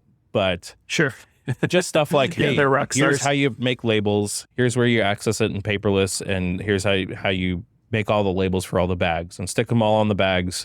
And then I'll show you which parts go in which bags, and then you load them up and bubble wrap them. Like that would be a ton of time off my plate. Like we ship every day, every other day, at least a few parts. And if I could just, even a part-time person, like that's what we've thought about for shipping and receiving, is just somebody coming in 20 hours a week, 3 to 6 or something, or 2 to 6 every day, and just doing the back half of the day. Like, hey, I want you to clean these areas and then make bags and package all the stuff that we're shipping. That would be awesome. Yeah, interesting. You've got a very like a more standardized setup that way, whereas we could go a week or 2 weeks without turning the machines on if we've got like a bunch of Adobe artwork or labels or renderings and stuff to do, or 3D design CAD. The shop could just sit with the lights off sometimes. Right. But then it's on full time. I mean, I guess for you, like, if you could find a part-time farm kid, there's your lean time right there. Yeah. Like, yeah. I think most people can understand organization. It's kind of, even if they're not good at it, they understand what a good organization kind of looks like. And especially if you give them some guidelines and just like, hey, I need you to organize all these tools by size. And like, this is what I want it to look like. And then you just walk away. And a few hours later, you come back and check it and you're like, I don't like that. I really like that. Keep going. I think that would be killer. Like, I would love to use our shipping person for that as well. It's just like, hey, I need this project done. It's a good idea. I guess I didn't consider that as much, but some of you guys have been talking about like doing the admin role. What Chris was talking about that, right? Like, he has Hirsch. That was his first. Hirsch has been a game changer for him. Gotcha. That's interesting. Okay, segueing on the hiring front, and like I remember a podcast that maybe this was a year ago or something that you were talking about, and I'm not busting your balls. I mean this in a loving way, but like I'm gonna push back on like your like build the shop and sell it, like sell the Protium thing. Like, are you sure about that? Like, because I'm like, from a theoretical standpoint, like I'm curious, have your thoughts evolved on that? Cause I'm kind of like, maybe a couple of years ago, I might have realized like, oh, I think I might have a lifestyle business. Like that might be what I have going on. And I might be okay with that, but I don't know. Cause like the push is like, go big, sell, get bigger, get more people, and then retire at some point. And like, I don't know if I want to retire. I don't know. I don't know. Like, for me, that's still very much the goal, is to like grow Protium to where we can sell it at some point. Okay. So how does that work? Because like you have to have, if you're going to franchise Protium, like that's basically what you're doing when you're selling it. Somebody's going to buy a system, right? Like every single thing needs to be systematized, like everything. Yep. That's why we are 100% not sellable right now. And how do you like think about that with like, I mean, this might be dumb, but with humanoid robots coming on and like the tool paths coming on, like where's your value add in 10 years? I think the value add is very much like businesses like CarMax or these other ones where it is the human touch to an automated system is what makes them valuable. Like, I don't think I'm doing anything special machining wise. There are people much more talented than me doing this. It is the way we handle our customers, the way we work with our customers, and the feeling we give our customers of, like, we had a customer reach out recently and just give us a thank you email. And in there, they were like, we know when we send Protium a quick turn job, it is going to be knocked out of the park every time. And like, that's what I'm selling. I'm not selling, like, yes, they get perfect parts. Yes, they get, that the white glove treatment, but like, they know, much like sending it to their internal shops, that if they send it to Protium, they're going to get their parts when they need them. And like, we will do whatever it takes to make sure that happens. And so like, I think that it doesn't matter if my programming is automated or 50% automated for that. Like, it doesn't matter if I have a robot loading material or me loading material. Like, they don't care how they get their parts. They just care how I deal with them, how it makes them feel, and that they know that they can push it out. Like, it's much like me hiring someone. I want somebody who I can give a project to and know they will execute it. So that's, I think, what we have to focus on systematizing, because we might go to a different CAM system. We might do any number of other things. Right. They don't care. Right. The customer doesn't care what cam system you're using. They care they get their parts and that they're good and that they make them feel good. Yeah. So I guess that's the same way that I've held on to some clients for years and years, because they know that I'm going to go insane and try and figure out a problem and learn something new for them, I guess. Yeah, exactly. Scramble to do it. Yeah, I wonder, like the robots, the humanoid robots, man. Like imagine a world where you can buy an Optimus or whatever for 20 grand. And then, I mean, even the cheapest UR robot right now is what, 30, 50K, something, whatever. But like, you could just have a robot go go tend to all my shitty old machines, and load the parts and use your magic caliper fingers to tell me if they're in tolerance or if and output a digital inspection report of everything. I think we are farther away from that than the prototypes out there would make it seem. I think that they're really good smoke and mirrors. I don't know, man. I'm gonna take the over on that, because if I hear somebody who's a taxi driver or a semi driver or something, they're like, yeah, but we're a long way away from that. I'm like, no, you're not, man. You better be gaming up your other skills, because I guess it depends on what time frame you're looking at. I think we're 10 plus years away from that being a possibility. Because you even look at full self-driving on Teslas. Yes. And they've been saying it's awesome until you watch some of the videos and you're like, ooh, this thing's really dangerous still. Or even the Waymos, and you see the traffic jams that go on for 10 miles because one was 1 inch to the left in a lane and they encountered each other. The technology is growing incredibly fast, but I think that last 10% or that last 5% that makes it actually usable is that's the real hard part. Ooh, I don't know, man. I've been doing the full self-driving thing. I've been an Elon fanboy for a long time. Bring it, haters. I think it works incredibly well, but the edge cases, when you watch the guy, there's some guy on YouTube who tests all the betas in I think San Francisco or whatever. Omar. And you watch some of that stuff and you're like, ooh, it's the little stuff that really scares me. It's not I think it can handle a highway, no problem. I think it can handle a straight, normal road, no problem. But you give it traffic or a bumpy street or inclement weather, and then that's when the edge cases start to appear and it starts falling apart. And I'm not gonna put a robot in my shop that if there's too many chips on the vise, it hits an edge case and it freaks out and throws the part through the back of the machine or something. That's true. Yeah, I wonder. I guess we'll see. We'll see what kind of starts to play out. But I even, I wonder with, say Justin, takes off and it's a matter of time whether it's him or somebody else. I hope that they're doing great work. I hope best of luck to them. And I'm 42, and so that was part of the calculus when getting the 5-axis machine. It's okay, I want to hit this hard for 10 more years, maybe 15. And then I want to, not necessarily stop, but I want to slow down or have the ability to slow down. So the 5-axis was a push there, but then that's kind of my time frame, I guess, is the 10, 15 years out. I wonder if it's just going to bullfrog everything. I don't know. Even if it's not humanoid robots, though, I do think that automation in general will become part of all of our lives, especially in manufacturing. If it's not that, I mean, you look at Gimbel's new prototype of a pallet loader just off the side of his UMC.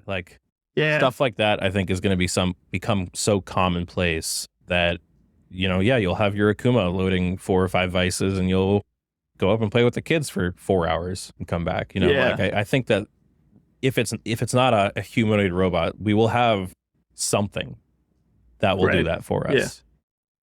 It just feels like maybe that'd be the disruptive thing, how Africa, they never built telephone poles because they just went straight to cell phones. If I could just have a robot walk out and open the doors and push the buttons and program it. That'd be great. That's way better than having to figure out a UR. That's just another thing I need to learn from scratch. Jesus. Yeah, that's interesting. So the last question was for you was like how you look at the podcast in general. Do you ever see it being a drag or being like, oh, I got Eric scheduled. He's going to be a real son of a bitch to talk to, and he's going to just listen to himself yap around forever. Like, does that become a drag? And / does the becoming a point man for the community, does that get overwhelming? I feel like there's got to be people reaching out to you all the time, right? Yeah, I'll do that backwards. Point man stuff. Okay. Still makes me very uncomfortable. Like any kind of quote unquote fame just feels wrong at this point. Like it still just very much feels like I'm having a few hour conversation with friends every week.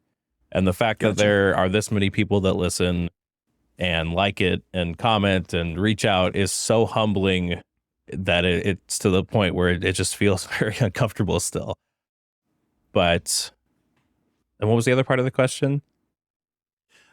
Yeah, I just want, like, does, you were like, oh, I didn't record for 2 weeks. Do you feel like just ongoing, like you're going to keep, like, are you going to franchise the podcast? No. Is that something you're going to keep that? Okay, cool. I have told everyone who's ever asked to sponsor the podcast no, and I will continue to do that.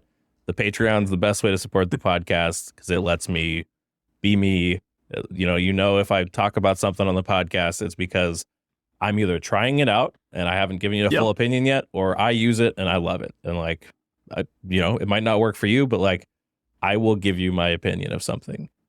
Right. And I think that in light of all these giant YouTube channels that are sponsored and getting, a ton of free stuff and just pushing whatever the new free machine is every week.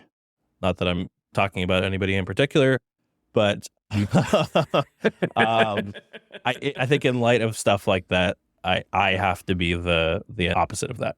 Like I'm not gonna be a sellout, man. It's just like it's hard, somebody's always like, oh, this is the best end mill, and then you try it and you're like, what are they talking about? Like, what? This is terrible. This portion of today's program is sponsored by Frasia. I buy their tools. I spend thousands of dollars with them. Like, it's not that they're not just like sending me truckloads of tools. They send me a test tool here and there for free, and I really appreciate it. And I've got a great relationship with Joel and everybody and Paul and everybody at Frasia, but I use them. Like that's why I talk about them. And Power Grip, I use them and I pay full price for that stuff. Like, so go. Yeah. But as far as does it get hard or does it it becomes hard when I'm not recording. Like today, I got in earlier than I normally do so we could talk. And like, it sucked waking up a little early and sucked leaving the house a little early. And I was like, oh, got to do this. And then the second we started talking, I was like, oh, this is why I do this. I absolutely love this. Cool. And the conversations I have and the friends I've made along the way, like it's so worth it. And it just, I want to keep it going because it really is a labor of love. Like, yeah, sometimes staying up late to edit a podcast is not my favorite thing, but man, the connections I've made and the people I get to talk to and help and all that stuff is just, it's tenfold worth it. How long does it take you to edit an episode? It depends. Some of them I throw right in I do all the audio stuff. Like I've got a few softwares that do auto. Yeah. Elimination.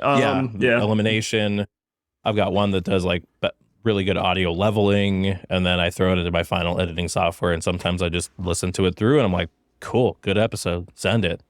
And so it won't sound like I'm yelling all the time. And then some episodes I'll have technical difficulties like this one and I'll have to do a little bit of editing, or we'll talk about something that in retrospect the guest is like, oh, you know what, I shouldn't have shared that, like, can we pull that out? And that makes an easy edit. Like it's very rare that I spend more than, I don't know, 30-40 minutes of additional time besides listening to the episode back. Like I always listen to the whole thing back before I post it just to make sure that there's not any weirdness in it. Yeah. But that I can do while I'm working. And so I'll listen to it with little notes of like, oh, 35 minutes and 20 seconds, eliminate this piece, and I'll do that. Gotcha. But man, there's your lean time right there. And then the guy's doing the podcast and doing lean. Oh, man, I need to level up hard. Yeah, I just needed I need that 25th, 26th hour in the day. Like, can we just change that? Yeah. Can we add some more time? Yeah. That'd be really nice. Mm-hmm. But yeah, at the end of the day, I love it. And that's why I keep doing it. I think that if it ever felt like becoming a chore, I would have to change it or I'd have to stop it. Gotcha. Or get a sponsor. maybe that's when I just who wants to be the next host of Within Tolerance? Here you go. I'm done. Yeah. But yeah, that's like I said, I absolutely love it. Cool. Yeah. Well, you're doing God's work here. All right. Well, then last questions. First up, what did you research this week? Doesn't have to be manufacturing related, just what's been popping up in your browser. Sure. Window sealant, I wrote down as something I've been researching. Okay. That new window came in yesterday. Looking forward to putting that in. Those guys were great and cheaper than Okuma, so hopefully that works out. So we're looking at that, and then I bought a used injection molder that was too good of a deal to pass up, and except it came from Switzerland, and a bunch of the accessory things are on 400 volts. So I've been working to convert that to 230 volt 3-phase so we can get it going. Thanks, Doug, from the Patreon for this wonderful last question. A tip or a win or something? We'll do a tip first, and then we'll do a win next. A tip. You know what? I guess this kind of ties into what I'm doing to try and be a better person too. I don't know if we're replacing that question or how that works, but get up early, people. I swear, I've been doing it for about a year and a half or something. I've been getting up at 4, and it's awesome. It sucks, but it's awesome. So, having quiet time that you can focus is invaluable. So the idea of getting up early started as a self-improvement thing. I don't have any time for me projects or my own stuff. So the 2 hours from 4:30 till 6:30, I'd get the kids and my wife up at 6:30 to go to work and school. And those couple hours, I'm going to work on my own projects and develop my own stuff. That's what it started out as, but it's turned into, I can do QuickBooks and get this one project that I was slacking off on yesterday done and going like that. But man, I tell you what, old guys, they got it figured out. Get up super stupid early, and it's great. I find those same hours, but at the end of the day, because I'm very nuts. Yeah, you're seeing the back end instead of the front end of it or whatever. I think we probably almost overlap sometimes. But I definitely understand that because I feel the same way when I'm up, at midnight or 1 or something. It's okay, my wife's asleep. There's nothing going on. Nobody's contacting me. It is my time for sure. Yeah, it's freedom. And you feel and holidays feel that way too. If you do come in and rip a couple hours on Thanksgiving afternoon or something, you feel you're kind of cheating the system. Yeah, for sure. So that's a great tip. What about a win from this week? A win, I would say the win is we've been dialing in our mold tools and just getting a few little injection molds off the machine that was just I don't I'm sure it's kinematics, I'm sure it's accuracy, I'm sure it's all that stuff, but seeing some plastic parts that you shoot out and you look at the shiny mold it came out of and you're yeah, this Okuma was worth it. This is sweet. What's your go-to tooling brand for mold stuff now? Mostly Harvey's stuff still. Oh, really? Works for you? Yeah, most of the tools we're cutting are still aluminum, and so we've been hitting a lot of their tiny ball end mills and long reach stuff. Still works pretty great. I'd love to start digging more into NSK and Moldino and stuff as we get into more permanent tool solutions, I guess. Awesome. Very cool. I mean, if you're getting into work, that's what matters. I think. Yeah. Really. Very cool. Well, Eric, thank you so much, dude. Wait. I've got one more thing for you. Go for it. Sorry to keep going, but I'm curious, like, as an end of the podcast question, like, if I was to talk to you in some amount of time, 6 months or a year, like, what are those kind of, not for the rest of your life, but like kind of midterm, like what you guys are working towards? Like, what are you, like, if I talk to you in July, like, what do you want to be able to tell me that you've been like accomplishing? Like, what are those kind of goals for you? That's very interesting. I like that. I'm not sure. I think right now, my big goals and my big, outside of just making parts work, has been to kind of streamline our process more. We have our standard tools pretty dialed at this point, but it's more about how can I streamline building tools and building programs, especially 5-axis stuff. Like, I'm really hoping that I'm hoping either Fusion kind of makes its way into faster toolpath generation, or this new Mac helps a little bit, or any number of things. But like, that's been a real big time suck as of late. Oh, simulation is a dog. Yeah. Woo. Yeah. I mean, like, I don't even, for the Hermla, I don't even simulate. I just jump into machine simulation and wait for the verification to complete. And as long as it says 100%, I just send it. Like, I don't run. You don't even watch it. No. Ooh. Because, like, you got cojones, man. I'm still like, what's going to happen? You're going to break a tool? Like, oh no, I've done that before. Yeah. Like, it's not going to crash the hard stuff. And that's really what I care about at this point. Right. I am relatively good at programming, in the fact that it's not like, if it breaks, it breaks, but it's going to break probably pretty safe. Yeah, I don't know. I have to do it, because otherwise, like you said, machine simulation just takes forever. Yeah. Like, and even the programs are just too long to watch the whole thing. Like, we've got parts pretty regularly that are 1.5 to 2 hour programs. Like, I'm not going to sit there and hit play. And even at a fast speed, it's going to take, what, an hour to simulate? 45 minutes. Well, with HSM Works, there used to be like a stock simulation and a simulation. So like, Fusion has that kind of built into like the A key of simulation and machine simulation, right? But even like just doing with HSM Works, you could just hit simulate and it would just automatically pop up your toolpaths, and you could go like, okay, this is where I don't know if I'm sticking out deep enough, if it's going to bump into the shoulder of this. And you could kind of like click along the points of the path and be like, okay, I'm good, send it. Right. But with Fusion, it still has to like chunk its way up to that point, right? Yeah. Or if you have stock turned on, then you just want to see the toolpaths. You have to go like do a baby toolpath and simulate that, and then turn the stock off and then come back on. That's what I'm doing. I don't know if that's smart. It seems like a waste. You have in-process stock calculating all the time, where the green check? Not all the time. Like, if I want to, like, I've caught myself so many times if I watch that. Like, okay, I'm going to dedicate the 10 minutes to sit here and watch the thing go through it and go, oh, that's weird. That's too close. That's bumping. No, that's fine. You know, that kind of stuff.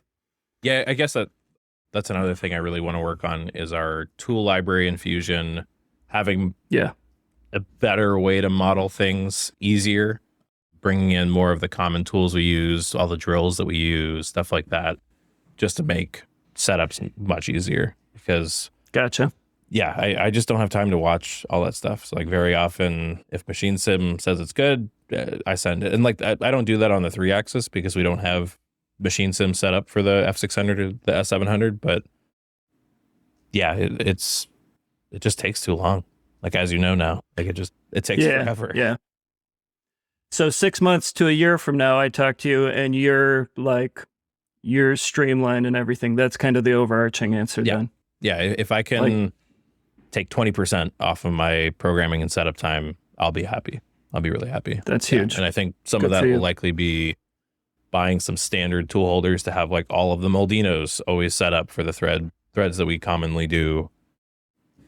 And then, I I don't know, 6 months. I'd love to have all my tool holders or tool storage stuff done finally, and all my new column blocks printed for grid line and all that. But yeah, I think the next 6 months is like, can I just survive the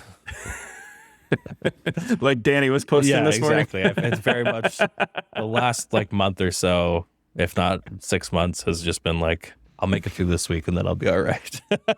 Yeah. Well, I'm suffering there with you, man. That's for sure. I hate to hear it, but I'm glad to have the company. Yeah. Misery loves company. It's true. All right. Well, thank you so much. It has been wonderful to get to sit down and actually have a lot more time to talk. We talked at the Hermla thing. We like briefly said hi at IMTS as we passed each other in the hall. I'm very happy that we got to finally sit down and chat. Dude, I'm honored. This was super fun. I was just super stoked the whole time. It was great. You are a kind of genuine human being, and really appreciate all the work that you're doing. It's really great. Thank you so much. Big thanks to new Patreon members, Eric, thank you. Evan, Jared, Ryan, Joel, thank you guys. You let me send mics and headsets to people like Eric, so you have good audio. Thank you all for listening, and I will be back next week.